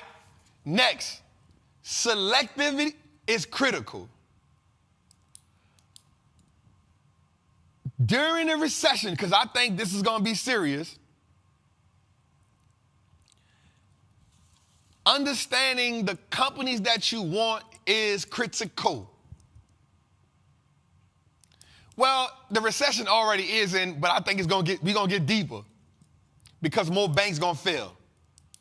So let me say that. As we go deeper into the recession, let me say that. Prepare and position for a possible deep recession. I should have said that. Focus on durability, resilience, and valuations. What do I mean by that?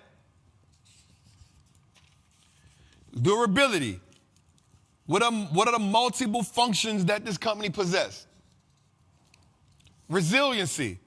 Because of the multiple functions, this company can move through and still benefit in a recession. And valuation. What is it worth? Okay? I need us to say it again. Durability. Meaning, Apple. Are people still buying Apple phones during a recession? Are people still using it? Are people still using the subscriptions? Are people still downloading apps? Are people still in the cloud? What are they doing during a recession? Yes. So what that means? Apple has durability. Resilience. What does it mean? Even though they're durable, are they still making money?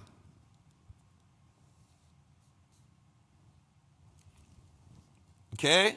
Last but not least, we want to pay attention to valuation because we want to be finding out what it's worth and we want to be buying it in a recession or a deep recession. Let's go a little further. Put y'all on tonight. All right. While we talking about deeper in a recession, I want us to understand something that's going to help us out. As we go deeper, dividends help us get great returns. One of the cheat codes for me in the recession portfolio is a couple of those companies pay really good dividends. Costco, And the reason why I like the dividend companies during a recession is because those dividends help increase the return. So it's kind of like I always use this analogy. If your mom was about to give you a butt whooping and then you put some shorts on underneath the pants, it helps you protect it from making it hurt so bad. So what I wanted to show you was what companies right now are paying better dividend, or have paid the best dividends in 2022 moving forward. Microsoft number 1 with $46 billion, Apple number 2 with $37 billion, JP Morgan Chase with $33 billion, Procter & Gamble number 4 with 22, Coca-Cola number 5 with 16, UPS 11, McDonald's number 10 billion, 3M 8 billion, Starbucks 5 billion. Well, should we say the bank that sells coffee, 5 billion, Costco 3 billion.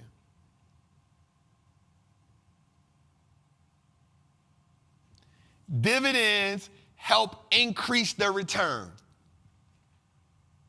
Dividends help increase the return on your investment. So inside of this, I need you to understand. Before we go buy these dividend companies, I want us to also to ask ourselves this question. Watch this. Is the product and service still good so that the dividend doesn't have to be cut during a deeper recession? Y'all with me? I need you to be with me. I need you to be with me. I need you to be with me. All right, let's go a little further. Let's go a little further.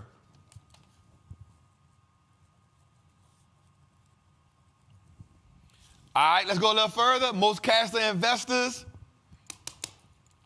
All right, consumer companies still running on big profits. Here's what I want you to look at. Here's some of consumer companies. We're talking Pepsi. We're talking Colgate-Palmolive, Unilever, Coke, Procter & Gamble, Nestle. The pricing is up and the volume is down, but these companies are still putting in profits. You feel me? First quarter sales have changed early in the year, but these companies are still pulling in profits.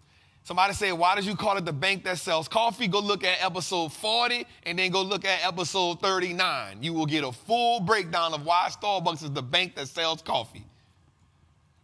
Consumer companies can be real good during this time because they are still pulling in big profits. Look at companies like Coca-Cola, look at companies like Unilever, companies like Pepsi are still pulling in big profits. Let's go a little further. All right, watch this, y'all. And normally you don't hear me say stuff like this, but Exxon Mobile is having money problems, y'all. Exxon Mobile is having money problems. So here's their issue. Here's the issue that they're having. They're making so much money right now, the government is actually mad at them. Exxon Mobile is making so much money right now, the government is actually mad at them. They've now entered the world. They have now entered the top 7 companies with the most money. Exxon Mobile now has 32 billion in free cash. Exxon Mobil now has 32 billion in free cash, meaning money just sitting. Watch what they're doing. So they generated $11.4 billion. They've generated $11.4 billion in net income this year. Watch this. They took that $11.4 billion, added it to their free cash, but they've benefited from what? Higher prices of gas, higher consumption. Exxon Mobil. But they're actually doing something great with the money. What they're doing is paying down debt. Watch what I'm about to tell you. They're paying down debt. Exxon Mobil, paying down debt, which is good. Share buybacks, which is good. Increase in dividends, which is good. I'm not telling you to invest in Exxon Mobil, but what I am saying is the company is doing the right thing with the money that it's producing. The CEO said something. I want you to hear this. I want you to hear this. Listen to this. He said, we will be net positive by 2024 on the balance sheet.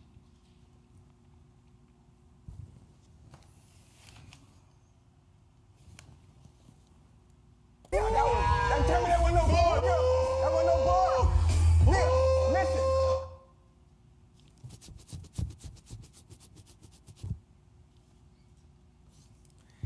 He said by 2024, we will be net positive on the balance sheet.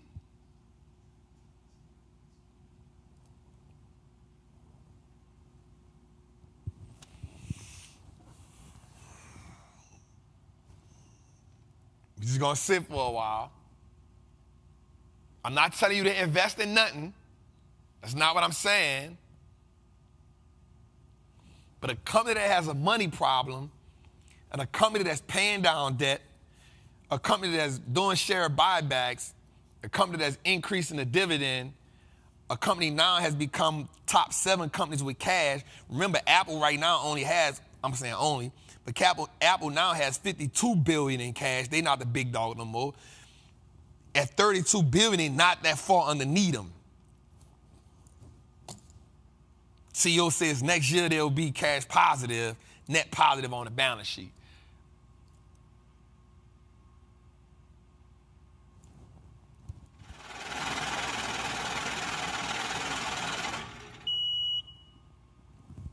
I'm just saying.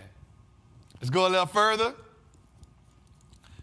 All right, so what I want you to look at now is I want you to, when I'm talking about dividends, we talking about companies, because I'm telling y'all, if no matter what happens, because I see these bank failures happening, I see that we will be in a little trouble in the economy. So what I want you to do is I'm going to put this playbook out there for you. It's a dividend playbook. Here's what I want you to understand. 1, if we can look for a yield at 2 to 5%, we good. A yield, meaning the dividend yield, at 2% to 5% means that's what we like. Do not chase yields. Do not chase yields. I'll say it again. Do not chase dividend yields. Next, payout ratio at 65%. The reason why we like that is because of this. Some people will look, this is really a dividend science I'm giving y'all right here. This is a dividend science. Dave, bring that down a little bit. Or maybe it's just on my screen. All right, yeah, right there. I want to make sure they can see it. Yep, right there. All right, so that dividend yield at 2% to 5% is good. That means they're giving us 2 or 5% of the stock price, paying that in the yield, which is good. That's how you're going to get your price. The payout ratio at 65% is good. It's a perfect spot for me. And the reason why it's a perfect spot for me is because they're not paying me too much of the profit. They're paying me enough of the profit where they can still grow. I never want a company that's paying me all of the profit. Because if they're paying me all the profit, what are they using to grow the business? Put that in your head. Put that in your head. Next, I say 5 pounds. Get the weed off your mind, bro. I don't even smoke, but I don't know why. I was about to say 5 pounds. You feel me? All right. 5-year compound annual growth rate means they are growing the yield. They are growing the yield. I like that, right? Less growth does not hedge against inflation. We don't want that. This is important right here. This is important right here. This is important. Watch what I'm about to say. We want to see them growing the dividend for at least 10 years.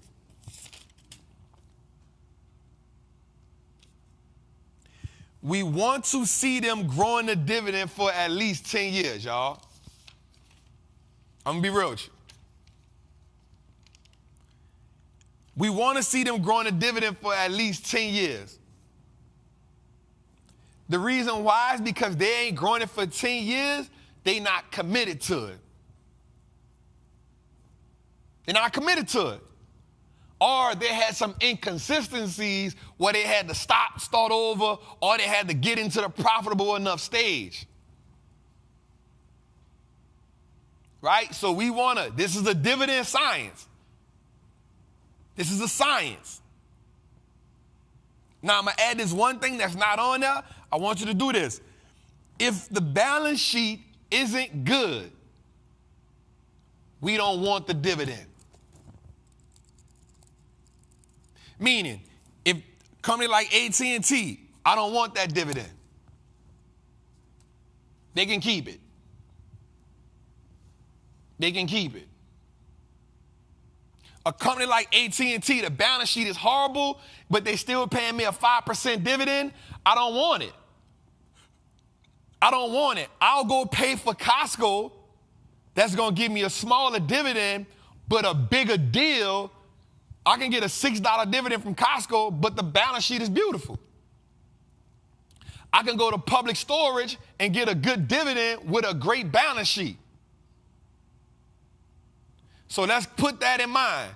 A company that's paying a big dividend but has a bad balance sheet is susceptible. I don't want that. I want to stray away from that. I'm okay. All right, let's go a little further. That was good. That was good. I like that.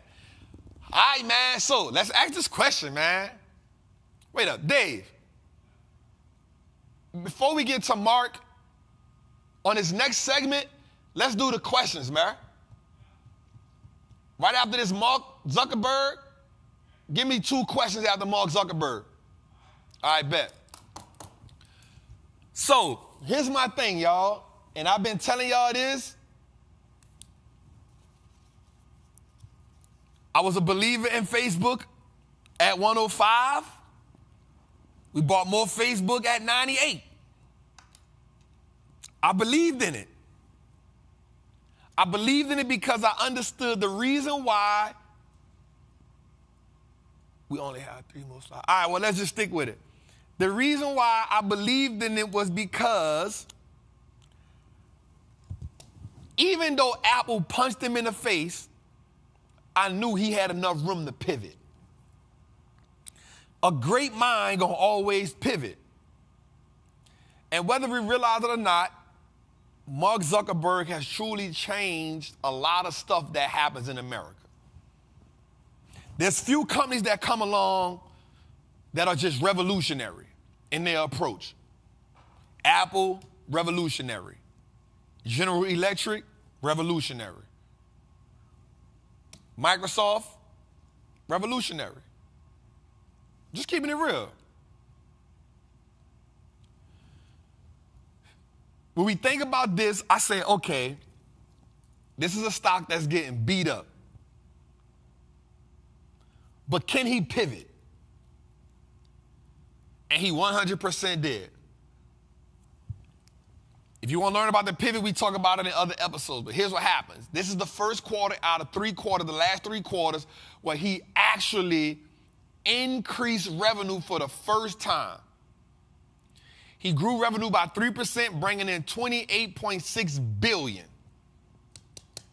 Not only did he do that, he improved advertising revenue. He also improved user time. He also improved, watch this, daily use per user, monthly use per family, but he also increased monthly spend per family. Meaning, them ads you see over Instagram and Facebook, he increased the spend. Whether you believe it or not, people are clicking on those ads. They buying. And he getting something off of that. He increased it. He increased it. Then what did he do? Added the blue checks. No matter if you saying he got it from Twitter, no matter that, but he made more money off it than them. So that added more money to the bottom line. And in case you don't know, In case we don't know, in its inception, so far, he's made $1 billion in blue checks, blue check money. The first week, he made $750 million. Since its inception, he has generated $1 billion in revenue from the blue check. If you don't believe me, ask all of your friends, the females who are beautiful, who got something going with themselves, ask them how many blue checks they got in their DM right now with dudes with 200 followers.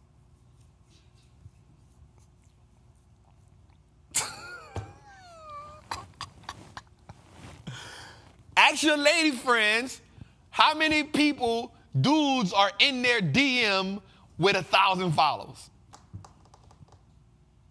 At one point, they were probably on their DM if you had a blue check.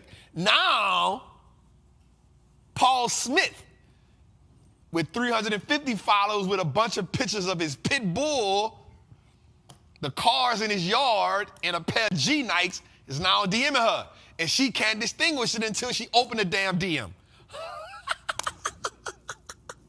But I'm not mad at you, Mark. You know why? Because we own, at this point, 500 shares of Facebook stock. Thank you, Mark. I appreciate you. But also, I want you to look at this light. And one day, Mark Zuckerberg added $10 billion to his net worth. And it wasn't because he went out there and worked harder. It's because his asset grew in value. We laugh, we joke, but I want you to understand this. Your net worth increases the better you are at making investment decisions.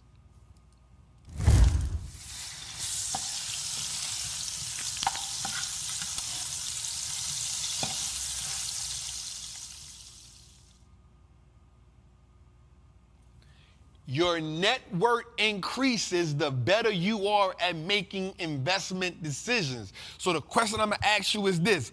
What are your thoughts? What are your behaviors? What is your relationship with money? What are your thoughts about money? What are your behaviors around money? What are your relationships with money? When you can understand and identify those three things, you can make better investment decisions. Your relationship with money keeps you from making better investments. Your thoughts around money hinders you from making better investments. Your relationship with money and your behaviors around money hinder you from making better investments. The minute you identify those and regulate those relationships, the minute you can make better investment decisions. The minute you can change those, your thoughts, your behaviors, the minute and your emotions around money, you can make better investment decisions. Because the better you are at making better investment decisions, the better you are at increasing your net worth without having to actually work for it every time. Now, don't get me wrong. Mark had to do a little work. That little work that he did allowed his stock to go up from $98 to $100 and something dollars, and over time he added another $10 billion to his net worth. You may not add $10 billion, but what's a couple thousand to your net worth when you ain't got to work for it? What's 100,000 to your net worth when you ain't got to work for it? What's $1 million to your net worth because you ain't got to work for it? Adding to your net worth catapults when you can make better investment decisions. Let's go a little further. I ain't going to stay there too long. All right, here's what I want us to look at, man. The possibilities of a recession, a deeper recession, has increased. And I want you to look at the pie. United Kingdom at 75%, New Zealand at 70%, United States at 60%, Germany is at 60%, Italy is at 60%, Canada is at 60%, France is at 50%, South Africa at 45%, Australia 40%, Russia 37%, Japan 35%, South Korea 30%, Mexico 27%, Spain 25%, Switzerland 20%, Brazil 15%, China 12%, Saudi Arabia 5%, Indonesia 2%, India 0% of a recession happening. The U.S. could lose roughly 3 million jobs. A worker with a 401k could account for $20,000 loss. A 30-year mortgage could cost you an additional $130,000. Bigger price tags for everyday items. Let's walk through that again. I want you to understand that this is factual. This is data. This is not me assuming. We put the work in and make sure you get the right information. U.S. jobs could roughly decrease by 3 million jobs. Mind you, Jerome Powell said he need about 2 million more jobs to be lost. The possibilities of us going deeper in this recession are right in our face. But watch this, y'all. What happens when those 3 million jobs get lost and half of them get replaced with AI? I don't want you to forget that part.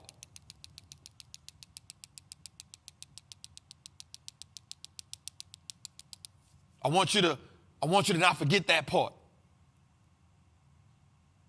I want you to understand that if 3 million jobs get lost, only about 1.5 million of them coming back because AI going to take half of them. Because you know what they're going to say? If you gone, I ain't got to bring you anyway. Let's go a little deeper. A worker with a 401k could lose an additional $20,000 to the 401k. Mind you, they lost $30,000 last year. So now you're talking about losing $50,000 in 2 years. You done lost a whole 3/4 of the portfolio probably. A 30-year mortgage could add on an additional $130,000. We talk about crippling some people, y'all.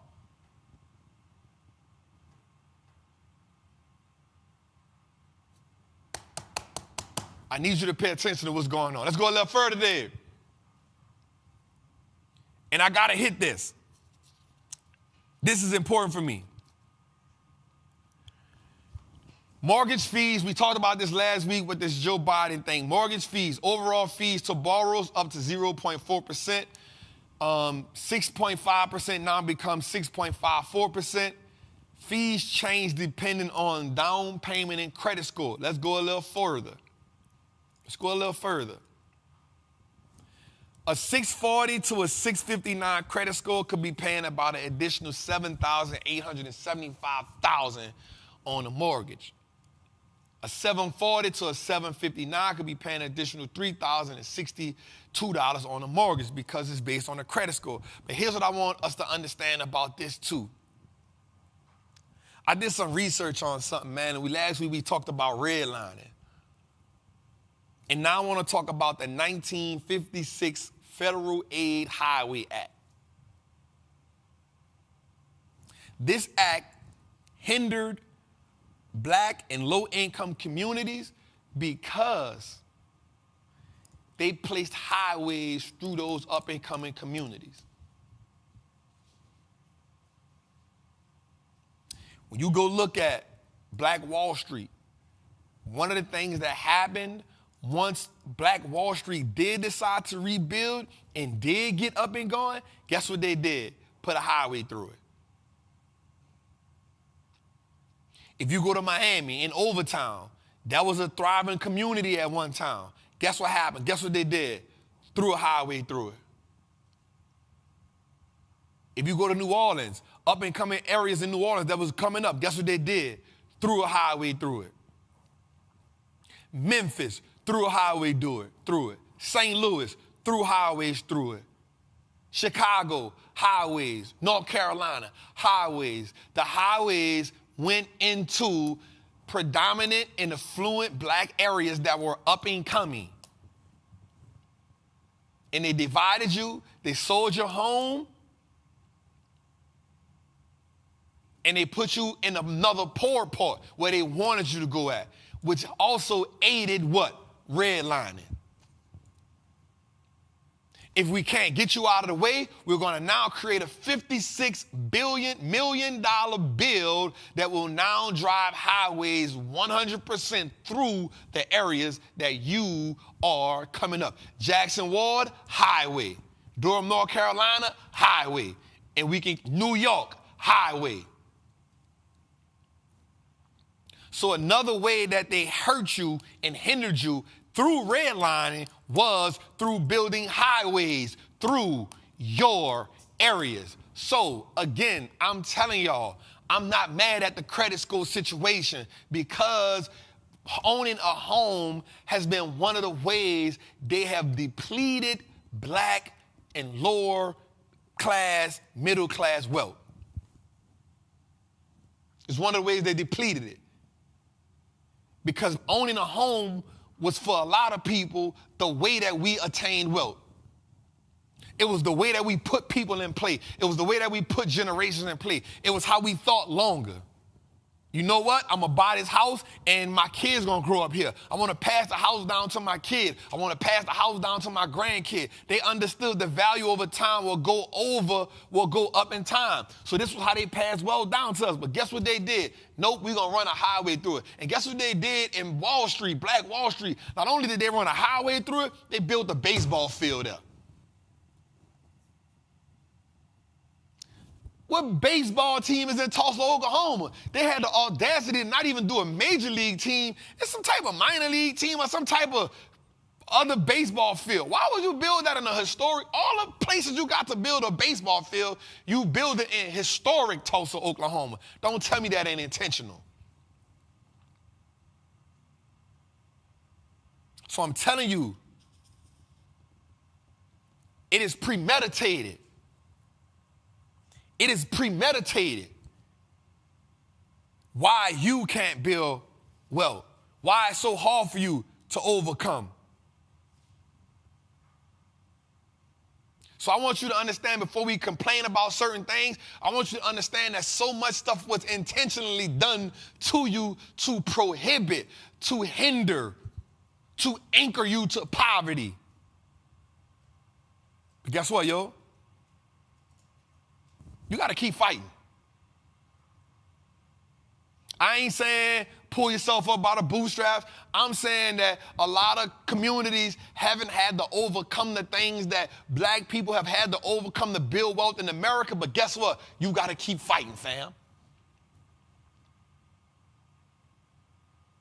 You got to keep fighting.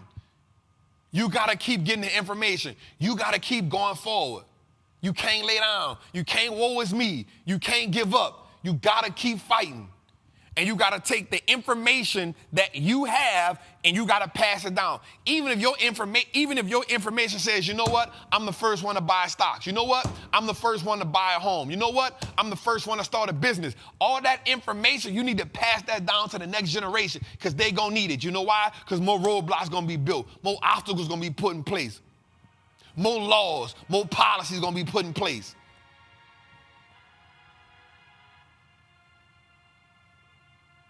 And if you don't put yourself in a situation to learn, how your people going to be put in a situation to earn?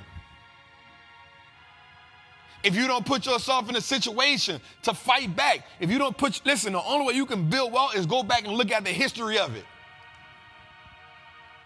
You trying to build wealth from a place that ain't never been. I'm going to know what I'm doing. No, you don't. Go back and look what put in place to hinder your people. Go back and look in place and see what they did to keep you from building wealth. Go look back and see how they just took it from you. Go look at how many black farmers had land where they came in and just took the land from them.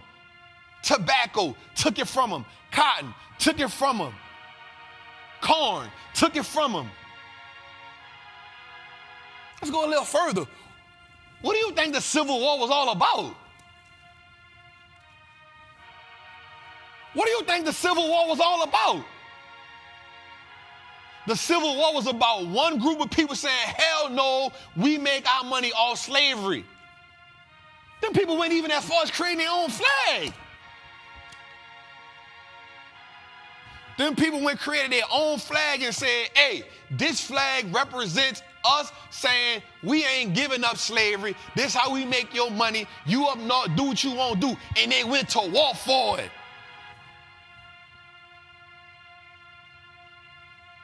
They went to war against armies. We talking about farmers. We talking about slave owners. We talking about people that went to war for your people being enslaved. We talking about the same people that said, you know what?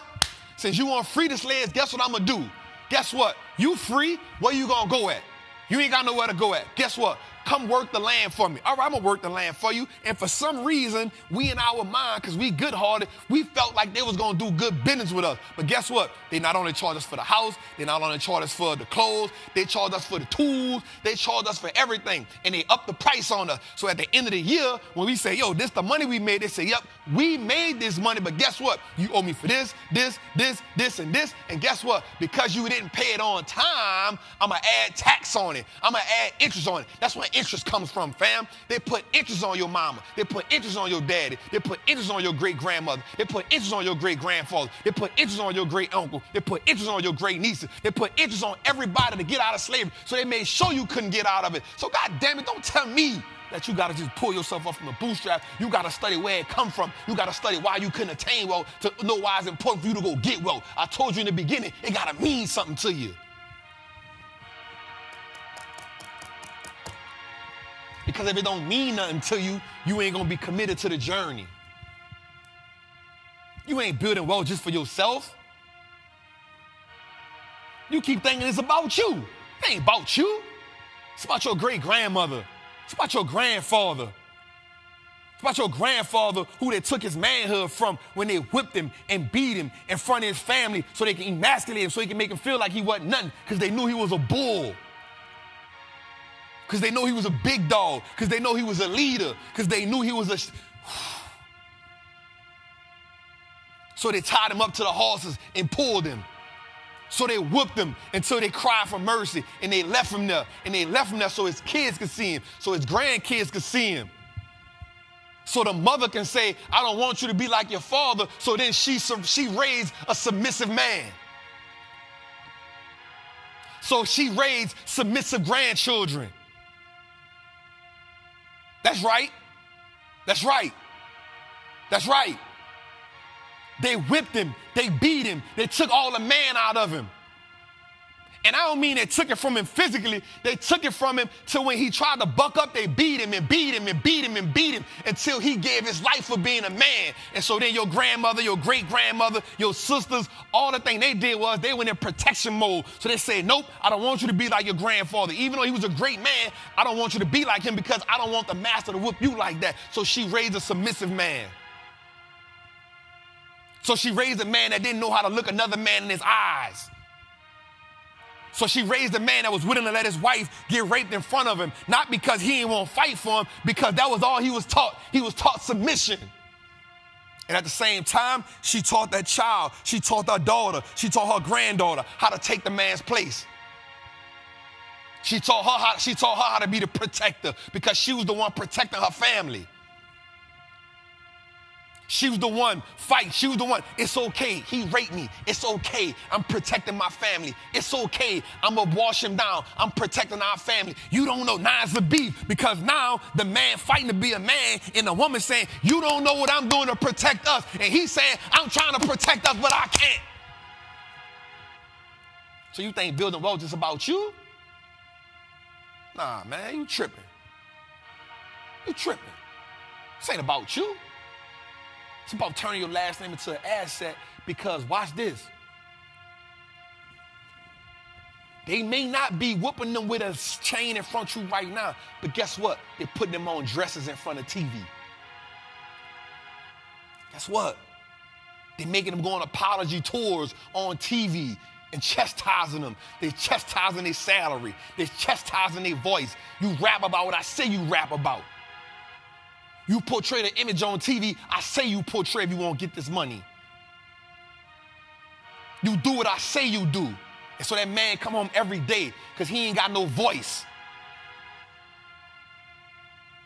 In Cosmopolitan magazine, they lied to our women. They made them join that goddamn feminist movement, making them think that the white woman was promiscuous, making them think that the white woman was what they wanted to be like. And the woman came back and said, we shared lies for all those years. We wanted to change the movement. Birth control became a thing. You know why abortion was a thing back then? Because women said they was put in a situation, either the jobs didn't want pregnant women to be working. They didn't want pregnant women to be working. So the women rebelled against that. Oh, you ain't know? Go look it up. Go look it up. And so Cosmopolitan magazine, they spreaded them lies for years. You know what propaganda is? Propaganda is a little bit of truth mixed with a whole bunch of lies to make people believe and think it's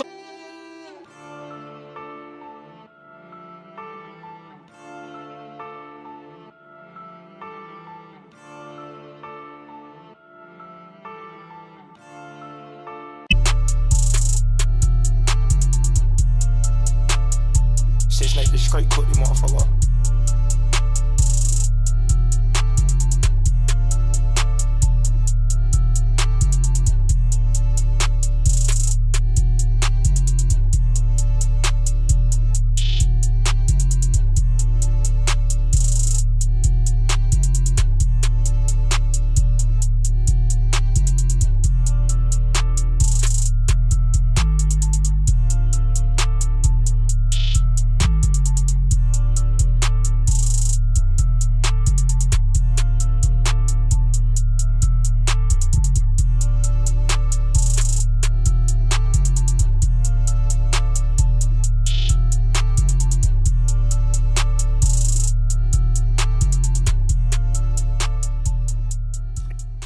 Hey, man. We know they listening. We know they listening. Dials, I see you. Hey, we know they listening. We know they listening, but guess what, y'all? We don't care. We know they listening, but we don't care. We still willing to stand on our voice. And I know y'all still willing to rock with me. We don't care. I told y'all earlier, we got marching orders. I told y'all earlier, this is a financial revolution. It don't come easy. We gotta be willing to stand 10 toes down. We gotta be willing to say, I bet they put us down, we gonna come back. And I'm gonna tell y'all like I was saying before. The same way with Cosmopolitan magazine, guess what they did then after that? Welfare.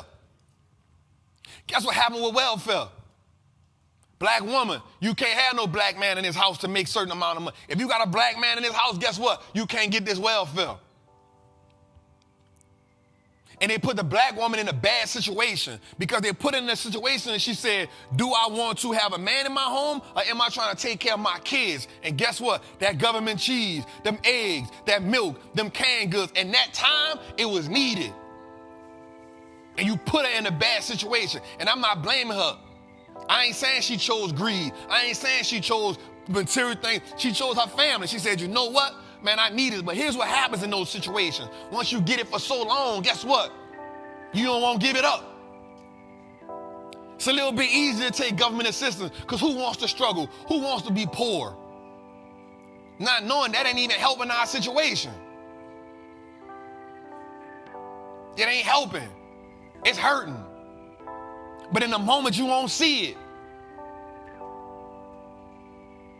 It's like the frog. They say if you put a frog in a pot of warm water and you turn the hot water, you turn the gas up gradually, he ain't even know he cooking. Guess what? We ain't even know he was cooking. She ain't even know she was cooking. She was trying to figure out this is the best thing to do for her. Instead of me trying to fight her and say she chose greed or I'm saying, listen, you put her in a situation to make a decision, and guess what she did? She did what she always was told to do. She was told to be a protector.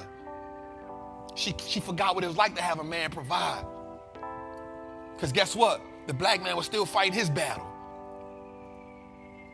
He was still trying to fight his battle. He was trying to stick out. He was figuring out what it was to be a black man in America. Guess what it looked like? Go look at James Evans on Good Times. Go look at it. It's real. It ain't fake. And so there's always been a plot against you, black man. There's always been a plot against you, black woman. There's always been a plot against you, black child. But guess what? I don't care what nobody say. I ain't got to be anti, nothing to be pro-black. I want to see my people win. I want to see my people eat. I want to see my people live. I want to see my people survive. I'm tired of us being the 90% in the prison system. I'm tired of us being the #1 spenders, but we making a less amount of money. I'm tired of us being at the bottom of the people that's attaining wealth. I'm tired.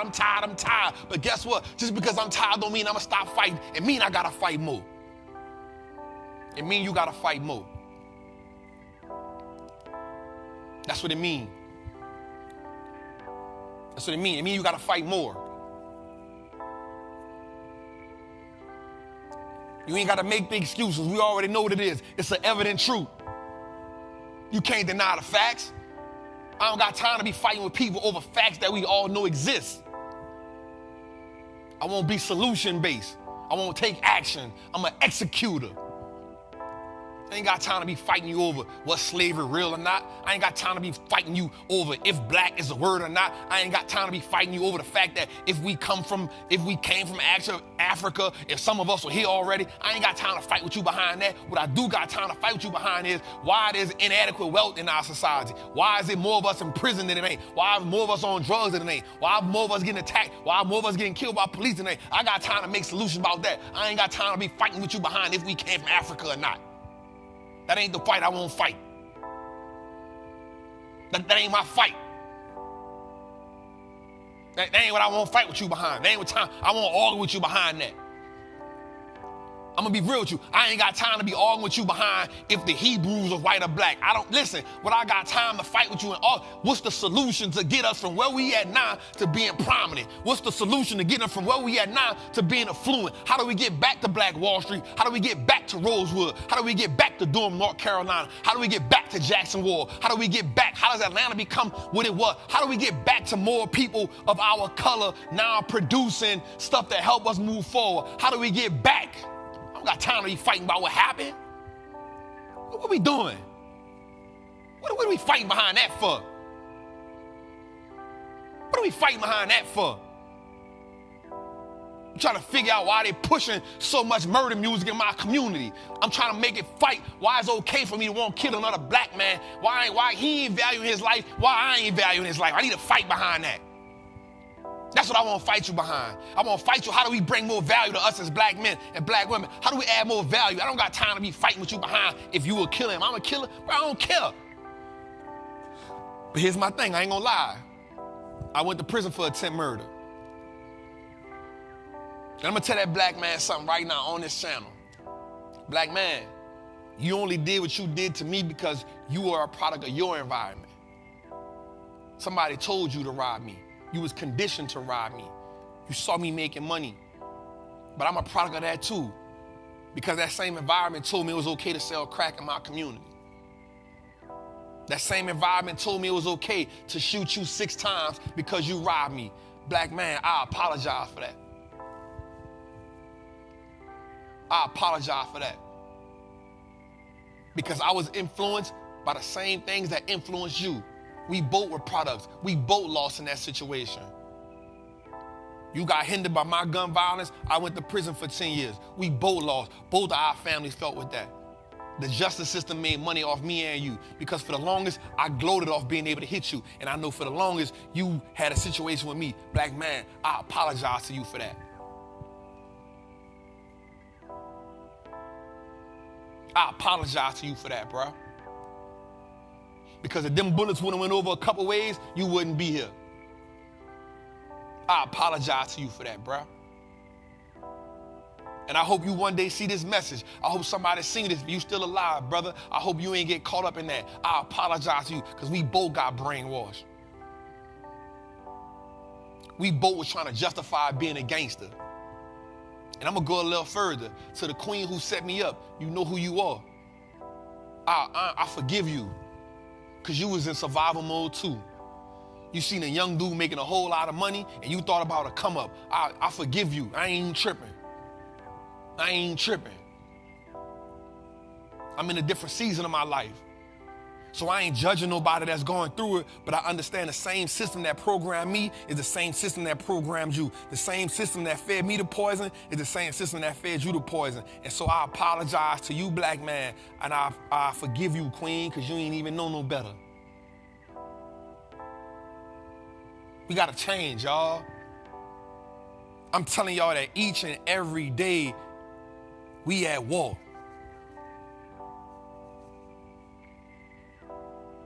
Each and every day, we are at war.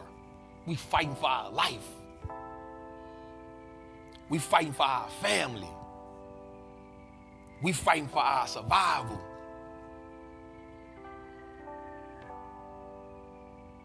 Black man, they need us. Black woman, they need you. We need you. We need you, queen, to understand your worth. We need you, queen, to understand that you are the mother of our children. You not a baby mama. You not a BM. You not a bitch. You not a hoe. You not a slut. You a queen. We just gotta help you find your value if you don't know it. Black man, it's on us to help her find her value, but we gotta understand our value. That's where we at, y'all. That's where we at, y'all. And if we don't change, if we don't evolve, we're gonna keep repeating the cycle. All right, man, let's go a little further, man. Where we at, baby? 1-800-TRAPPER hotline. So this segment is called 1-800-TRAPPER hotline. This segment is all about me listening to you. So if you're in a master of the triple beam or you're in a triple beam team, bring your questions on. Let's go, y'all. Hey, what's up, Trap? This is Keith out of Virginia. My question is, before I found you, man, and really learned and started to take this journey on how to understand the market, made some pretty bad investments, a couple of which have tanked on me. So I'm down, 60, 80% on them. Just wanted to know, what is your advice on whether I should just eat the loss and ride out or just hold on so I can take the tax break? What do you think?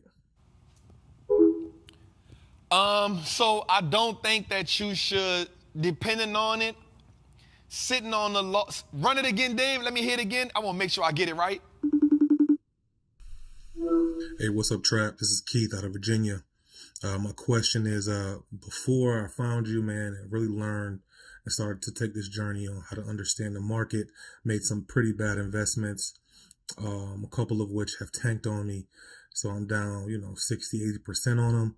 Just wanted to know, what is your advice on whether I should just eat the loss and ride out or just hold on so I can take the tax break? What do you think? So the worst thing we can do right now is take a L in this environment because we don't understand how the market can change. What I will say is, go look at the companies themselves, and because I didn't hear the name of the company, I want you to go do the research and see if the company has a great balance sheet or income statement. Because a lot of companies got beat up last year, and they didn't just turn around this year. And we didn't average down, because even this, NVIDIA is up right now, but it's still down 30% from its high. So all of that matters. I don't want to tell you necessarily just take the L. I want you to go look at the caliber of the company. And when you look at the caliber of a company, let's say you invested in AMC, a bad company, then I'm gonna say, bro, take the L at the end of the year, let's move forward. But if it's a quality company that just has some growth involved, then I don't mind you holding on to it and averaging into it. You feel what I'm saying? Let's average into it. That's my answer to that, man. Good question, Queen. Next. Hi, Trap. This is Elle. Thank you so much for what you do in our community. My question is regarding fintech. I took your fintech course a while back, and I bought 3 stocks, Affirm, SoFi, and Bill. And my bad is I didn't really watch it, and I was just buying and hold. And it's dropped between 70 to 90%. And I'd like to know your opinion on what to do with them. Do I hold on and wait for it to go up and maybe sell it a little bit higher and still take a loss? Or do I just buy and hold for a 5-year term, long perspective? Or do you think that maybe I just take a loss now? So thank you so much for your help. Bye. Man, so Affirm is a tough one. I'm not gonna lie, because now you're talking about it going back to $200. I don't know. I think that one we may have to take an L on. With Bill, I like Bill. I still like Bill. I think it'll definitely make a good run. I just think we in a situation right now, in an environment that's not rewarding fintech as it should, but that environment will come. But Affirm, SoFi. I kept telling people I never was a fan of SoFi like that. But SoFi and Affirm, I don't know. Bill, I think you can hold on to it. I think you average into it a little more. I think Bill to turn around for you. That's my answer to that, Queen. Thank you. You're so cool with the shades on. All right, next. All right, so next is Trap by Gerald Alexander. Trap, what's your strategy for managing your daughter's custodial account? I have 2 young daughters and open custodial accounts for them both. I purchased them some shares of VOO, and I've been adding money to their accounts, but I haven't made money moves otherwise. First of all, salute to you, family, for having a custodial account for your young queens. We definitely love that. My approach for my daughter is, I'm not gonna lie, I'm super aggressive with my daughter. Her custodial account is heavy growth. So for her, she has Roblox, she has Tesla, she has Facebooks. She got Roblox, Tesla, Facebook, Apple, Lululemon, PayPal, and I'm kind of aggressive for her. I don't play it too safe because she has time to grow. You know what I'm saying? So because she's 7, I've been investing in for her since she's 2. She can't touch it since she's 18. So I do take a little more risk. I think she has like a weed stock in there. I think she has Canopy Grow up in there. So I kind of move it around like that, but it's heavy growth. Very few dividend paying companies in her portfolio for sure. So that's my answer to that, man. Great job, man. Love it, love it, love it. Let's move a little further. All right, man, this has become a new segment that the people love. This segment, before we go to the segment, let's go to a commercial right quick. What's good, trappers, man? It's your boy, the Wall Street Trapper. Right now, I want to invite you to an amazing experience full of value. That is my community, Trappers Anonymous. It's 100% the greatest fundamental investing community on the market. Listen, your portfolio should be a masterpiece. And the only way we get you there is if we help you to learn how to invest with confidence. Now listen, I get it. Like, you don't know a lot about stocks, or maybe you've heard people say how much money they lost in stocks, but I can guarantee you, 1, because they weren't in the community, and 2, they lack the information. Our goal in Trappers Anonymous is to help you, really to hold your hand on the journey to becoming a confident investor, learning how to navigate through the different events that the stock market goes through to take you from panic to encouragement. There's no better time than now. This is an opportunity only for those who are willing to be on the journey. So listen, man, click the link below. Come join me in Trappers Anonymous, man. I will see you in one of our many classes, whether it's Moat Monday, whether it's the 2-hour class we do on Sunday, or whether it's just a book club. Everything is geared toward making you a better investor so you can triple your net worth and turn your last name to an asset. It's your boy, Wall Street Trapper. See you in the trap. All right, so another company I have for my daughter outside of Canopy Growth is IIPR. But we've been had that for a while. I think we got it at maybe like $70 or something like that. So she been rocking for a little while with it. It's all good. All right, so we almost there, y'all. We had an issue. All right, so this segment here has been heavy. A lot of people, after I introduced this segment last week, a lot of people been like, bruh, that's my favorite segment right there, Trap.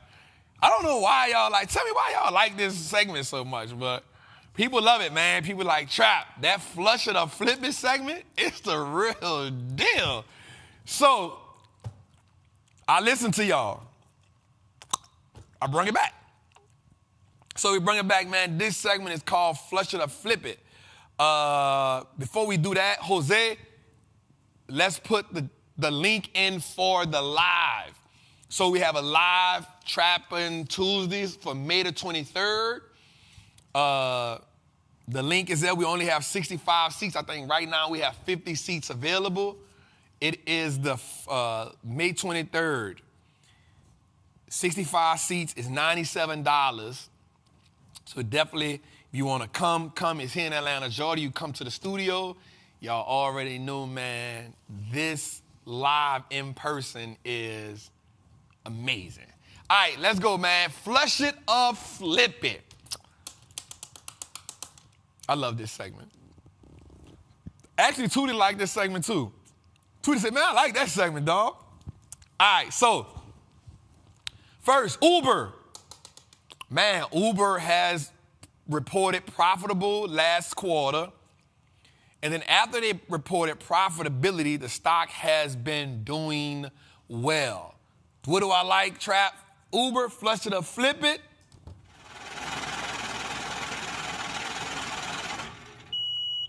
I like it.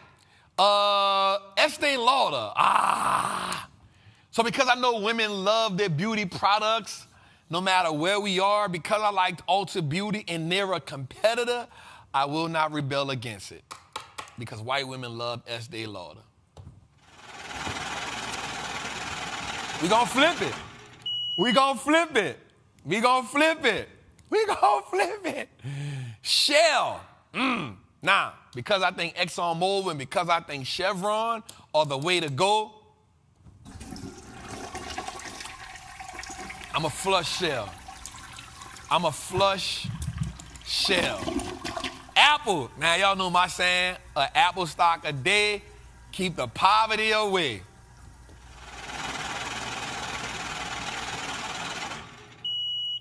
All right. DraftKings. All right, man. Sports betting is at an all-time high. Sports betting is going crazy. DraftKings is up big this year. We're going to flush it. We're going to flip it. We're going to flush DraftKings, y'all. I ain't gonna mad at it. AMC.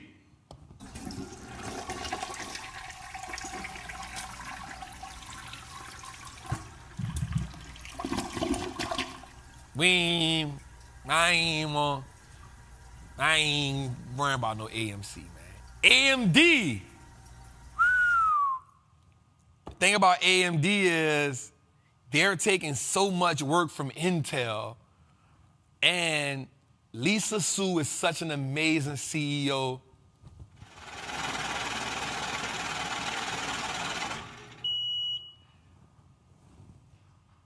Starbucks.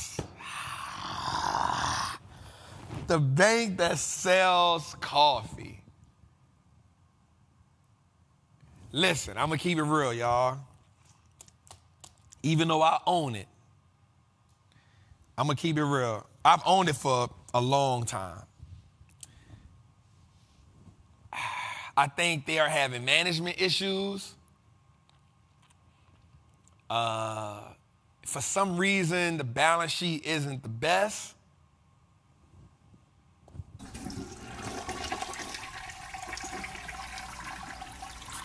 I still like the goddamn caramel macchiato upside down oat milk. Venti, I still like it. Venti, you know what I'm saying? I still like it. But I'm a flush. I'm here to make money. You did? I'm here to make money. Once they get their CEO situation right, I'm all right. Wingstop. Shout out to my dog, Rick Ross, man. Shout out to my guy, the lemon pepper wings. I'm going to say something, y'all. I'm going to say something. The chat going crazy because I flushed Starbucks. I like it. I like it. Listen, I like to upset y'all. I want y'all to show it to my dog. Rick Ross is my guy, man. And I'm going to tell y'all something. Wingstop doesn't have the best balance sheet, but that stock has performed well over the last 5 years, 1 year, 3 months, even during this recession. That goddamn Wingstop has been performing. I'm going to say, We're going to flip ring stock, man. We're going to flip it. We're going to flip it. Shopify. Now, because we understand that everybody got these Shopifys and e-commerce is a thing, but guess what, bro? For some reason, they have not managed to get it right over there. For some reason, they have not managed to get it right. The stock is not doing good. The stock hasn't done good for a long time. So here's what I'm going to say to Wingstop. Here's what I'm going to say to Shopify.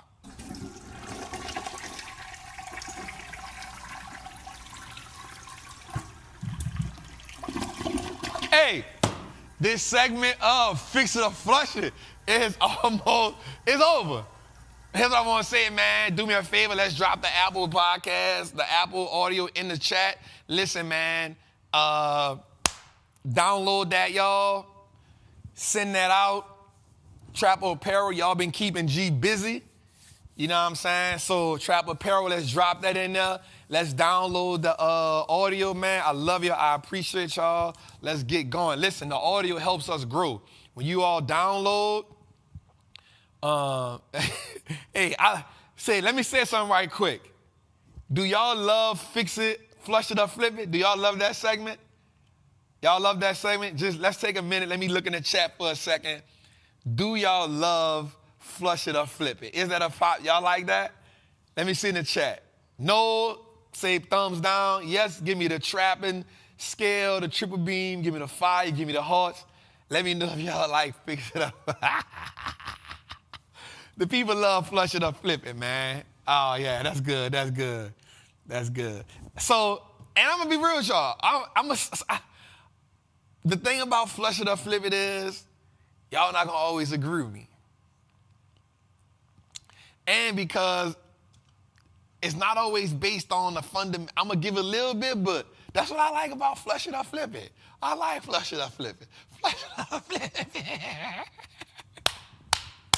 All right, man, let's go, man. This, man, you already know, man, this segment is breaking down a brick. This is the segment where we take a company, we break it down to give you some hindsight. I'm not telling you to invest in the company. I'm just saying, oh, I see my girl, Sabrina J. She in there. She worked out with me this morning, man. She was online working out. In case y'all don't know, every morning at 8 o'clock in the morning, I get in my garage because I got this new gym in the garage, and I work out every morning. I got my guy, my Aki. He trains me, and we just because people need training partners and people need accountability partners. He was like, bro, I'm going to do it. I got you. So he literally trains me every morning at 8 o'clock Eastern time. We do it on the live. And this morning he whooped my butt, man, with them goddamn back. That wasn't, tomorrow we got legs. Glad that's on a Wednesday.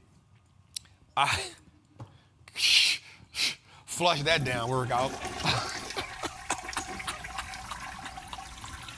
Flush that down workout. I'm a fake not get up in the morning. All right, man, so breaking down a brick, let's get into it. This week's breaking down a brick is none other than Google. Ticker symbol GOOGL and GOOG. What I will tell you is always get GOOGL. You want the class A. You want the class A. Let's go a little further. Let's get into it. So, Alphabet, this is how they make money, man. Operating expenses, sales and marketing, we looking at high. But listen, we talking about Wise. We talking about the Waze app. We talking about Google. We talking about Google Cloud. We talking about Google Services. We talking about Google Others, Bets. We talking about YouTube. Google is a machine. Total revenue for 2022 was $279 billion. You can say $280 billion in revenue in 2022. That was crazy. Let's go a little further. All right, so this is how they make money. Operating revenue by geographical region. The United States brought in $134 billion.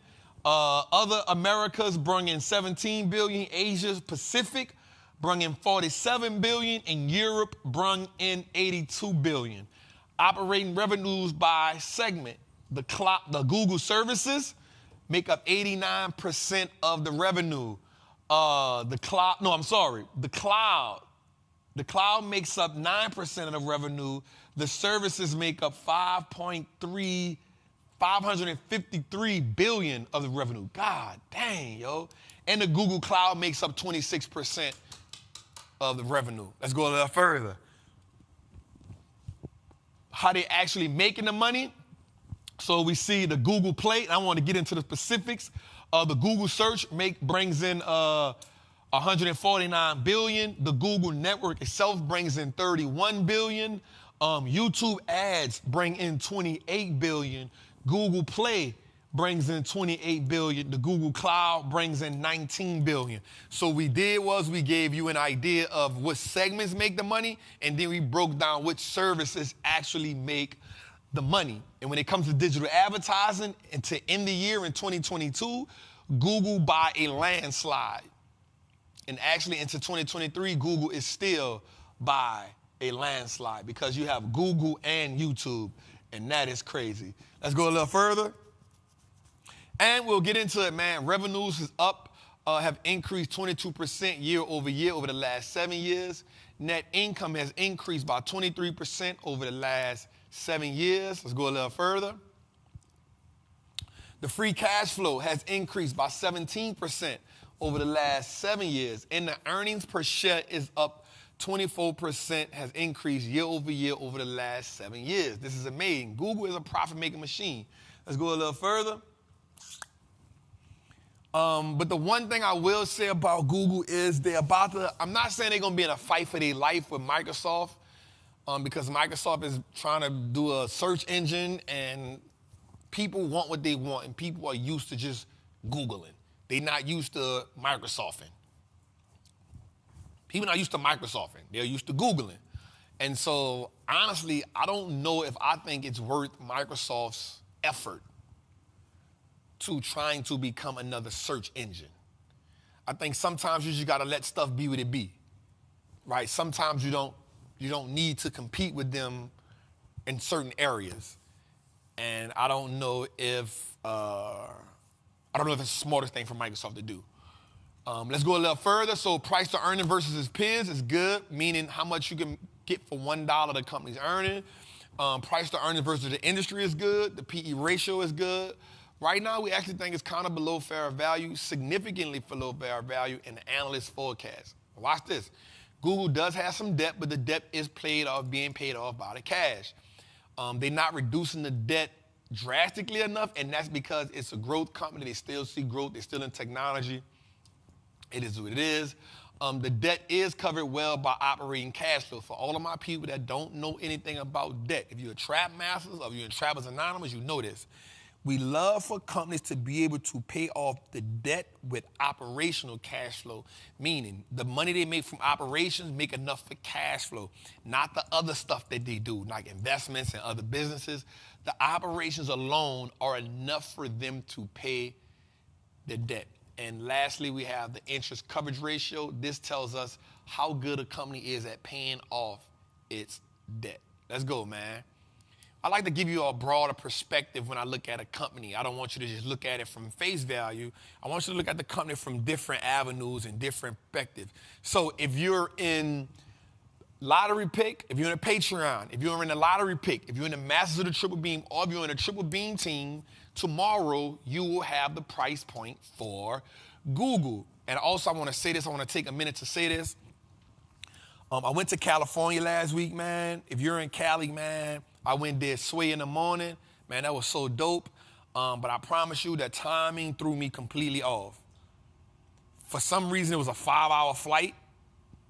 I think they had extra heavy wind.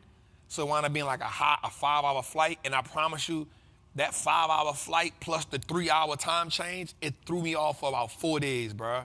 When I got back home, I was supposed to do something with Master of the Triple Beam, and I just couldn't. I was still trying to shake back.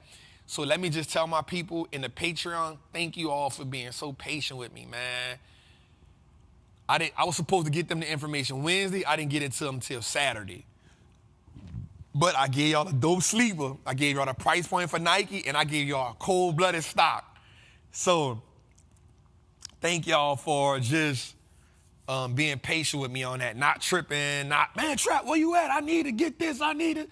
Y'all was patient with me, and I just want to tell y'all thank y'all for the patience And thank y'all, because that time change threw me completely off. Then to hop back on a plane and do it again to come back home, I was just out of it. I was like, bro, I can't research. My head hurt. I'm dizzy. I'm sleepy. Like, I was just out of it. And it took me a day or two to get back right. So thank y'all for just, again, being patient with me in the Masters of the Triple Beam and my Trappers Anonymous. I didn't get the post last week for y'all. I only posted 2 things, and then we did the work Sunday. So thank y'all, too, for Trappers Anonymous, Master of the Triple Beam. I just want to say how dope y'all are. I got to shout y'all out because any other group of people would have been tripping. Man, this is a scam. This ain't this. Yo, I was just tired. I didn't have it in me to research. I didn't have it in me. I just was out of it. So thank y'all. Masters of the Triple Beam, Trappers Anonymous, man, thank y'all. Trappers Anonymous, you know, I used to do it on Tuesdays, but I always make up for the Tuesday on Wednesday because of Trappin' Tuesdays. So tomorrow I got y'all. We did a dope segment Monday. We did a dope class Sunday. So I always got to just tell y'all, thank y'all, thank y'all, thank y'all. All right, let's go, man. 1-800-TRAPPER hotline. What we looking like? I say, wow, what's down with the trap, baby? You heard me? I say, look, it's big love, bro, and it's big respect. It's what I'm saying to everything that you and the team is contributing to the movement, bro, because it's over necessary. You see what I'm saying? But my name Greg, bro, and I'm brand new to the studies. You see what I'm saying? I'm on that jumping off the porch, and I'm studying the Wallstreet trapping course, brand new to the Triple Beam team and the Trappers Anonymous. You dig? So my question to you is, are there any other additional examples out there of you or somebody on a team breaking down a company and finding a price point, in addition to the ones that you had in the module and without using the Triple Beam device? You see what I'm saying? Just in case, you know what I'm saying? You always won't know how to do it the manually way if need be. You feel me? So what you got for me on that one, brother? But it's big love and big respect. Thank you again. Say, bro, I love my people from the city. I know you from the city because he started off with saying, wah. First of all, that's a universal, what's that, baby? Second of all, he added an aura to point. So he said, perk. Get that. Love it. It's my guy. It's fam. Salute, King. Third of all, looked like he got the Dickie suit on. I'm clutch with that. I gotta pull mine out. I got like 4 of them at the crib, you hear me? If you got some G-Nikes on, I already know what hood you from too. Depending on your shoes, I know what hood he from. Depending on the shoes. What's good, King? So first of all, let me just salute to you for just being that dedicated to investing in yourself. He said, yo, I took the jumping off the porch. I'm on a Triple Beam team, and I'm in Trappers Anonymous. Let's just stop right there. Let me salute you, King, because that's the type of dedication I be having. Like, I be wanting access to everything. Don't play with me. So, yep, they do. Watch this, King. If you go in Trappers Anonymous, go look up enterprise value formula. I have a whole breakdown on how to find the value of a business using the enterprise value formula. It's the simplest way that I got broke down for you, and you can use it. The way I break it down on the sheet in there is cold-blooded. Also, if you're in Trappers Anonymous, every Sunday, if you don't do nothing else, every Sunday, King, make sure you're in the 2-hour live from the kitchen. What we do inside the live from the kitchen is there's 4 trappers. Shout out to Lieutenant Casey. We're going to use 3 or 4 trappers every week. They're different.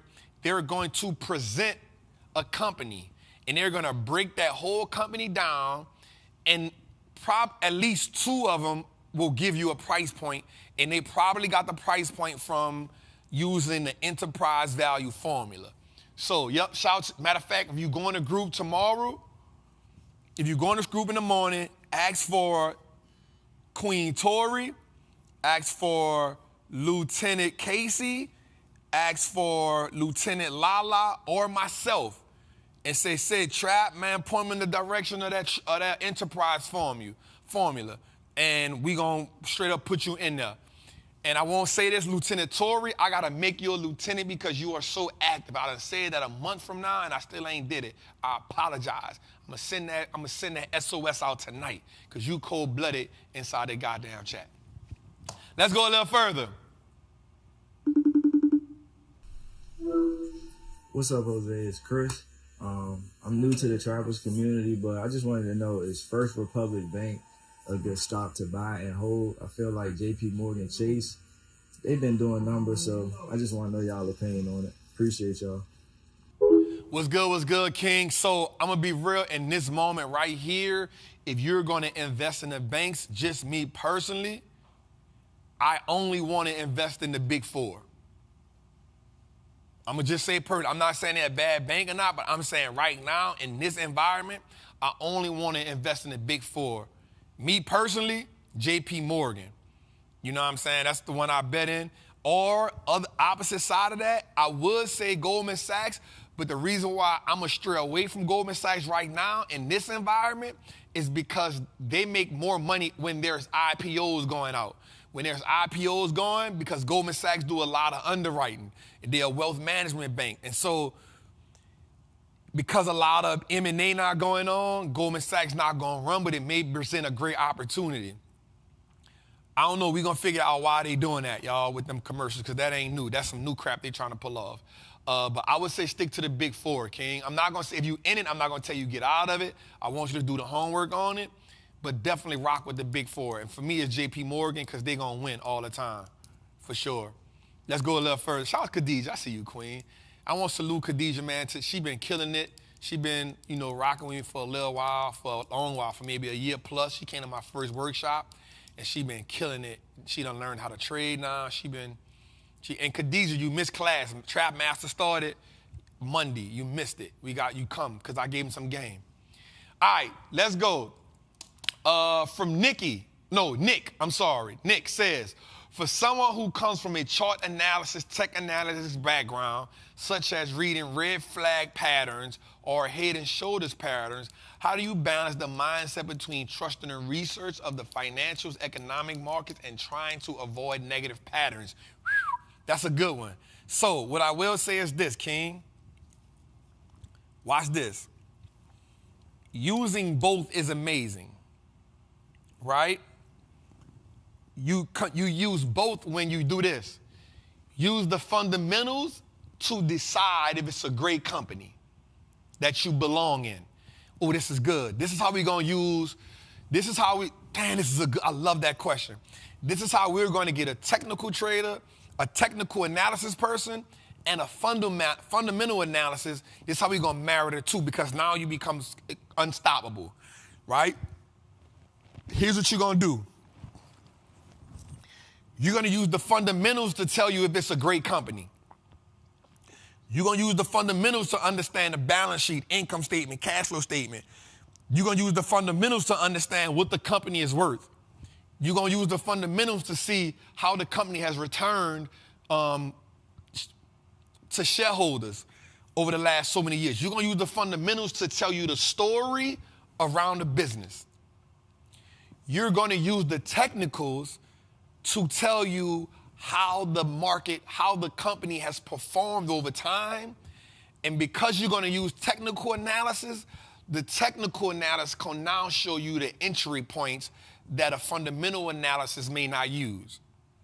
You with me? So the technical analysis is going to say, yo, the stock is consolidating right now. Boom. The stock is in a trend right now. Boom. The technicals are going to tell you emotional movements from investors that's causing the stock to go a certain way. Fundamental analysis, we're going to look for price points to get in. For a technical analysis person, you're going to use the price points, but your price points are based on movement instead of the fundamentals. So for me, I'll give you an example. When I buy a stock based on fundamentals, I'm going to go check the price point. I'm going to go look at the value of the business, and then I'm going to look at certain averages. I'm going to see what the company has been selling for over a certain period of time. And because of that certain period of time, I'm going to now select price points based on percentages. For a technical analysis person, you can say, okay, boom, let me compare the fundamentals to see if this is a good company, but also let me see what its value is, but now let me set price points based on the movement of the stock? Such a great question. I hope I answered that for you well, King, because being a queen, I don't know, it's Nick out of our pop. I'm going to just say this. I hope I answered that for you well, royalty. You feel me? That way I don't make nobody feel played right there. You feel me? But that's how you use that, family. You use both of them and you become, you know what I'm saying? There's nothing wrong with both of them. I even use a little technicals, but I don't go as far as looking at patterns. I just use moving averages to keep me in play, and then I use that. So great question. I hope I gave you a great answer. Let's go a little further. All right, so now we're going to go to our certified trapper of the week. This week's certified trapper is none other than, drum roll please, David Stewart, the chairman and founder of Worldwide Tech, one of the largest African-American owned businesses in America. The hardest thing to do is take the first step to overcome your fears and doubt, especially when you're surrounded by doubt. Thomas is who consistently reinforced those fears based on personal beliefs. Now, in the early days, he went from paycheck and watched his car get repossessed from his office parking lot. 1976, the first person of color to be employed by the Missouri Railroad Company. 1990, co-founded the World Wide Web technology company, one of the largest privately held companies that today has grown into a $14.5 billion company. First of all, let's just clap for that man for that. God damn. Listen, he went from watching my car get repossessed to being worth $14.5 billion. He just lit all our ass on fire. All right. Then, named one of the 100 most successful people in business by Forbes magazine and recognized as the most powerful black executive in America. That was big. I guess they can't deny that if you got a company worth $14.5 billion. I guess they can't argue with the facts. They can't argue with the facts. And lastly, man, David said his philosophy is plainly put, I believe we are put on this earth to serve others. His faith has been a guiding force throughout his life and career. Shout out to David Stewart for being our certified Wall Street Trapper of the week. Let's go a little further. This is our learning lingo. Learning lingo. Let's go a little further. What our learning lingo is dividends. The distribution of a company's earnings to its shareholders is determined by the company's board of directors. So I know y'all might be saying, Trap, I know what dividends is, but remember, I got to serve high level, medium level, and people that just get in the game. So dividends are simply put like this. They are a portion of the profit that a company gives to investors. So if the company make $100 and they say they want to pay a dividend, they may pay a dividend of $10. They may pay a dividend of $5, but that money can only come from profits. That's what make a good company. All right, dividends. All right, this is our wealth track by none other than Hove. Listen, between Hove and Larry June, I don't know. All right, so Hove said something, it was simple. Pay your taxes. Y'all ninjas hustling backwards. End quote. Simple as that. He said, pay your taxes. Y'all ninjas is hustling backwards. And here's what I want y'all to understand. Everybody won't make $1 million until it's time to pay taxes on $1 million. Everybody won't get money. Everybody want to build generational wealth. But you got to learn how to play taxes, and you got to learn how to play the tax game. Because I promise you this, y'all. I promise you this. Taxes is the biggest bill you'll ever pay. Now, I want y'all to understand something. Everybody ain't going to be Donald Trump and get out of paying the taxes like that. Everybody ain't going to be Jeff Bezos and get rid of paying tax like that. Listen, when I keep telling people I paid $1.1 million in taxes last year, everybody like, you ain't got a great advisor. You ain't got a, no. We just made money last year and we did all the stuff we could do. We probably got to get another level, but we wasn't mad at it. I was like, all right, bet, 1.1, we made this, I'm paying 1.1, all right, cool. You know what that mean? I ain't going to federal prison.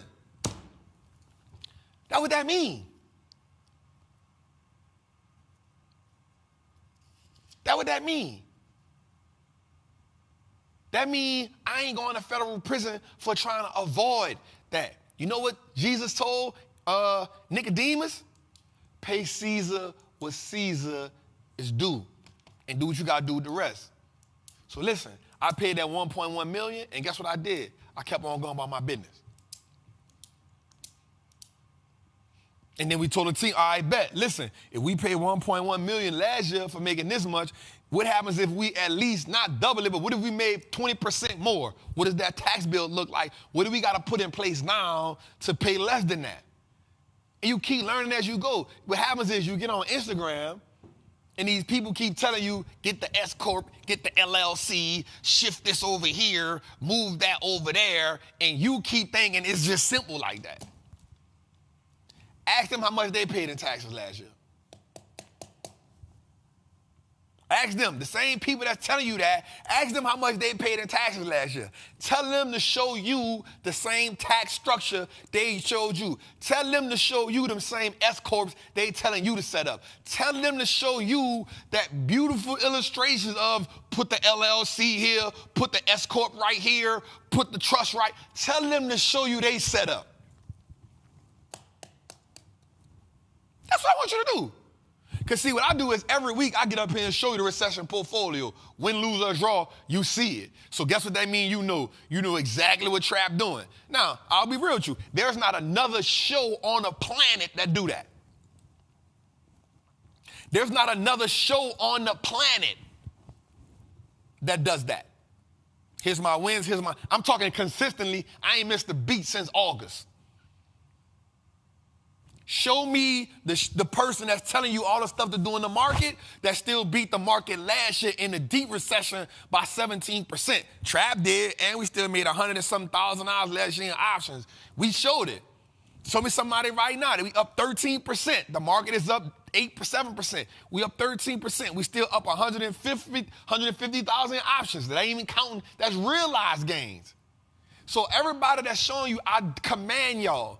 I told y'all we got our marching orders. I dare you to tell the people that's telling you to do all that stuff, yo, show it to me so I can believe you. That's all I want you to do. That's all I want you to do. And I ain't just talking about stocks. The person that's telling you about real estate, like my girl, Terica, real estate queen. Know how I know? I see all the property. I will, if I'm gonna learn my OG Beyond Win in Cleveland, guess what? He got all the property. If you're gonna teach me real estate, let me see all the property. Don't teach me real estate and you ain't got no property. Or you got one property. You ain't qualified. You got one property, bro. You got one property, queen. You ain't qualified. Somebody trying to tell you how to start up a business, how many businesses they got outside of them telling you to start a business? Let me see it. How many businesses you got that's successful? Are you trying to tell me how to start a business and you still going to a job? Maybe you shouldn't be the one teaching me how to start a business because you ain't learned how to set up a business that took you from your job yet. If you want to teach me about real estate, if you want to teach me about stocks, I got to see that your stock's winning. You at least got to know how to consistently you got to beat the market. You trying to teach me how to play the stock game? What you did in 2022? Did you beat the market? Because Trap showed me he beat it. And he beat it by 17%. And he showed it. And he showed me every week from August to then. Are you making money in options consistently? Show me the realized gains. Because Trap showed me his realized gains. I can show you again. We up $115,000. That's what I cashed out. And I do leave options. So all I'm saying is the person who's telling you set the trust up this way, set the trust up that way, the first thing I want you to tell him is show me the trust that you got set up.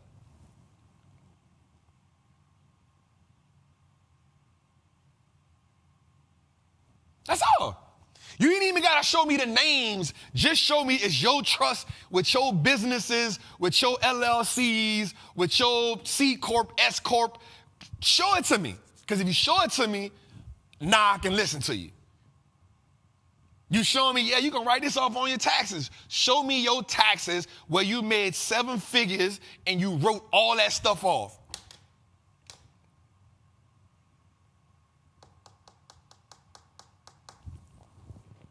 Once you show it to me, guess what? I can't believe it.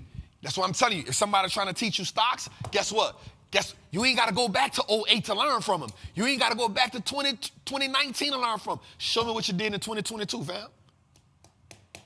Because the S&P was down 13% and the NASDAQ was down 33%. So if you're going to teach me stocks, I at least need you to be up 1%. Just 1%. If you're going to teach me stocks, be up 1%. If you're a trader, show me the money you made last year. I don't care if you made $1,000. If you're going to teach it to me, you got to be made more than $1,000 though. Show me your realized gains where you made so many trades and you up at the end of the year. Because what you could do is you can show me all your wins during the year, but you don't show me the losses you took. Because last year was volatile as crazy. So you can show me where you made $8,000, but you ain't going to show me before you made the $8,000, you lost 14. You're going to show me the 8. I don't mind showing the paperwork. I want y'all to stop. I saw somebody online the other day say everybody a financial guru. I said, I ain't never said I was a financial guru, yo. I'm just Wall Street Trapper. I don't know what a guru is. But what I do know is I found solutions to the problems that I had in my life, and then I teach people from the solutions from the problems I had. But guess what? We all gonna have different problems. So that means we all gonna need different solutions. So guess what? My goal is to keep learning different solutions to different problems. I tell people all the time, I can't tell you how to react to losing your money because my relationship with money was different. Because I came from the street, I always knew that taking the L was part of the game. So the way I feel about money and the way I invest risky may be different from you. So we got to come up with another solution for you. I don't know the cookie cutter approach. I just know how to help you where you are.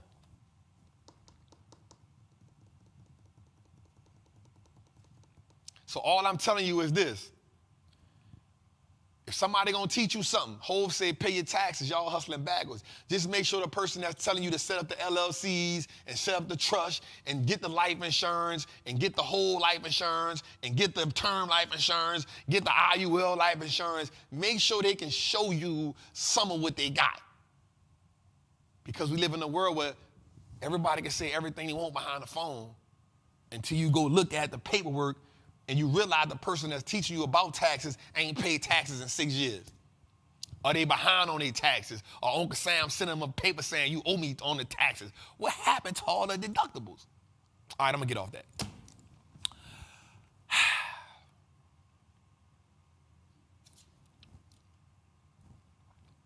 As we close out with this segment of Wise Words from the OG, I just want you to understand this.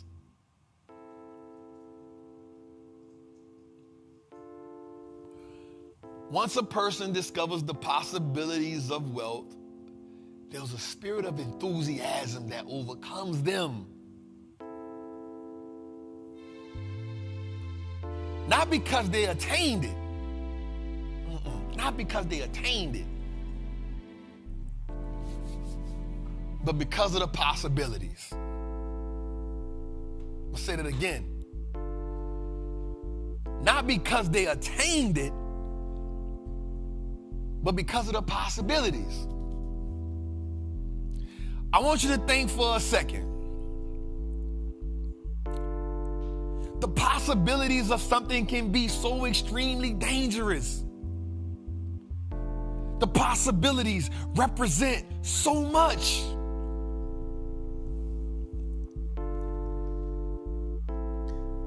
When Pharaoh heard wind, when he caught wind, that there could be a Messiah. Not that there was a Messiah. Not that the Messiah was attacking him. Not that the Messiah was in the palace, but he caught wind that there could be a Messiah born. And the possibilities of that happening, Pharaoh went to the village and killed all the firstborn sons. We talking about the possibilities. The most powerful part of a seed isn't the seed itself, it's the possibility of what the seed can grow into. It's the enthusiasm of what you think was inside the seed. Yo, the acorn become an oak tree? The baby become a father? The little girl can become a mother? The poor person with the right mindset can become a millionaire? We're talking about the possibilities is what changed the game. The possibilities imply that there's something greater. The possibilities tells us that if something happens, if this happens, if this transitions, if this transforms, the possibility of something greater can happen. And that possibility gives us the enthusiasm. That possibility gives us the motivation. That possibility gives us the zest for life. We talking possibility. When I was homeless, I said, this ain't gonna be my life forever. And the possibilities of me sleeping in a bed, not in this car, made me go get it. Possibilities. So I want you to ask yourself, what has the possibilities of you achieving what you think you can achieve, what have those possibilities made you do? And I won't stop right there for a moment because I want you to understand something. Job 3:25 says, Job said, everything I feared and everything that I have dreaded has come to play. Possibilities also working against us. Because even though God trusted Job, Job also manifested everything that happened to him. The possibilities of him losing his wife, the possibilities of him losing his land, the possibilities of him losing his cow, the possibilities of him losing his sheep, the possibilities of him losing his daughter. Job thought and feared all of those things. So the possibilities work for and against us. So the possibilities are powerful. And it all starts here. Some of y'all fighting for y'all life, but it's only in your head. You're in a better position than you think you is. But because of the possibilities of what could go wrong, you can't step outside of what you see in your head.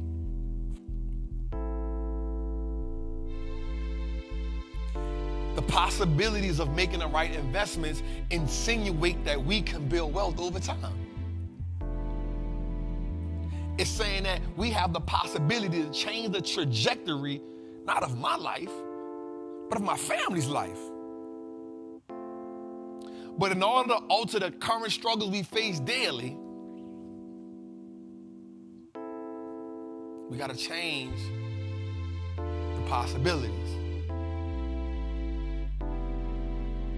We know other cultures and other ethnic groups have benefited tremendously, enormously from our work, from off our backs.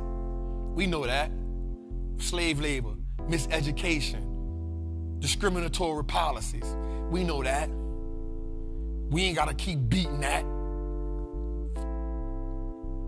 We cannot eradicate that from the past. We can't take that from the blueprint.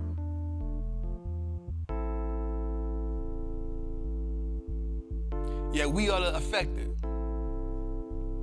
That's right. We are the recipients of welfare. We are the offspring of generational struggle. We are the toddlers that were left home alone while mothers had to work multiple jobs with no fathers in the household. We are the offspring. That's right. We are the babies of unjust laws. We are the spawn of the inadequacies of wealth.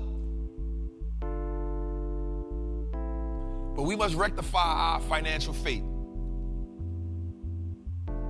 And we do that by doing more of what we have. We do that by making more use of the money that we use now. We do that We do that. And the more we invest, the more we walk into this financial revolution, the more the jubilance of the possibilities of wealth we give birth to. I want you to listen to that word again, jubilance. When I heard that word, it meant so much to me. I was like, damn, that's a feeling. It's not like happy. It's not like excited. It's jubilant. Because when you become the first generational millionaire, when you become the first person in your family to make $1 million, when you become the first person in your family to make $5 million, when you become the first person in your family that buy that first piece of real estate, buy that second piece of real estate, when you become the first person in your family that put everything in a trust, when you become the first person in your family that leave assets to people that you ain't gonna never meet before, when you the first person in your family that says 2 generations behind you, they still gonna be thanking you. Yo, jubilance is the word that describes that feeling. Invigorating is the word that describes that feeling. And so our goal every week at Trappin Tuesdays is to help you get closer to that goal. My goal every week, my mission every week is to give you the same power that those 2 black men felt when they stood in front of the world in those Olympics and they raised that black glove up. They did that in front of the world because they knew mission accomplished. Mission accomplished. We all on a mission. We all on a journey, man. And I just want y'all to know I love y'all. I appreciate y'all. And man, I'm gonna fight with y'all. I'm on the front lines. And I don't care what come against me. I don't care what come against us. We gonna be here. And if you rocking with me, man, I'm gonna die for you. And I mean that. I mean, when I say that, I mean, I'm gonna fight and I'm gonna go to war for the message that we putting out there, for the philosophies that we putting out there. Because I know the revolution, the financial revolution, we need men and women that standing with integrity and honor. And even though we love our families, we'll die for our families, we also understand the mission that we here for. That's why I keep telling y'all, I ain't gotta be the biggest. I'm gonna be the realest, because this in my heart. This ain't about no clout chasing. I love this. And I'm gonna go in any movement, speaking the way I speak, looking the way I look, representing the trappers the way I represent the trappers. And can't nobody take that from me, man. It's your boy, the Wall Street Trapper. Welcome to an amazing episode 41, Trappin Tuesdays, man. Listen, download the link, put the link right there. Download the episode on all podcast platforms. Listen, here's the link for the live show on May 23rd. We got the tour coming soon. That's right. Get your merch, you know what I'm saying? Get your apparel, you feel what I'm saying? Make George be busy back there, you know what I'm saying? We got the hoodies, we got the crew necks, we got the t-shirts, we got the joggers. I love y'all, I appreciate y'all. Make sure y'all like, make sure y'all subscribe. I'ma see y'all next week, man. Salute.